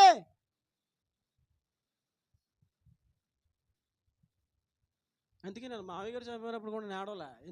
ఎందుకు ఏడుతూ? బతుకున్న వాళ్ళ కోసం ఆడవాలి. బతుకున్న వాళ్ళ కోసం ఆడవాలండి. చనిపోయిన వాళ్ళ కోసం ఇంక ఆడవలసిన అవసరం లేదు.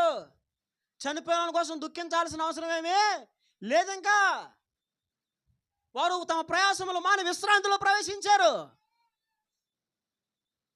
వారి జీవితాన్ని బట్టి వారికి నిర్ణయించబడిన ప్రాంతాలకు వాళ్ళు వెళ్ళిపోయారు. ఇంకా ఇప్పుడు నువ్వు ప్రార్థన చేసి గోజాడినంత మాత్రాన దేవుడు నరకంలోంచి పరలోకంలో షిఫ్ట్ చేయడు. షిఫ్టింగ్లు ఎక్కడ అవుతాయి? పరలోకంలో షిఫ్టింగ్లు ఏమి ఉండవు ఇంకా. అవునా కదండి. ఇంకా ఉండవు అక్కడ.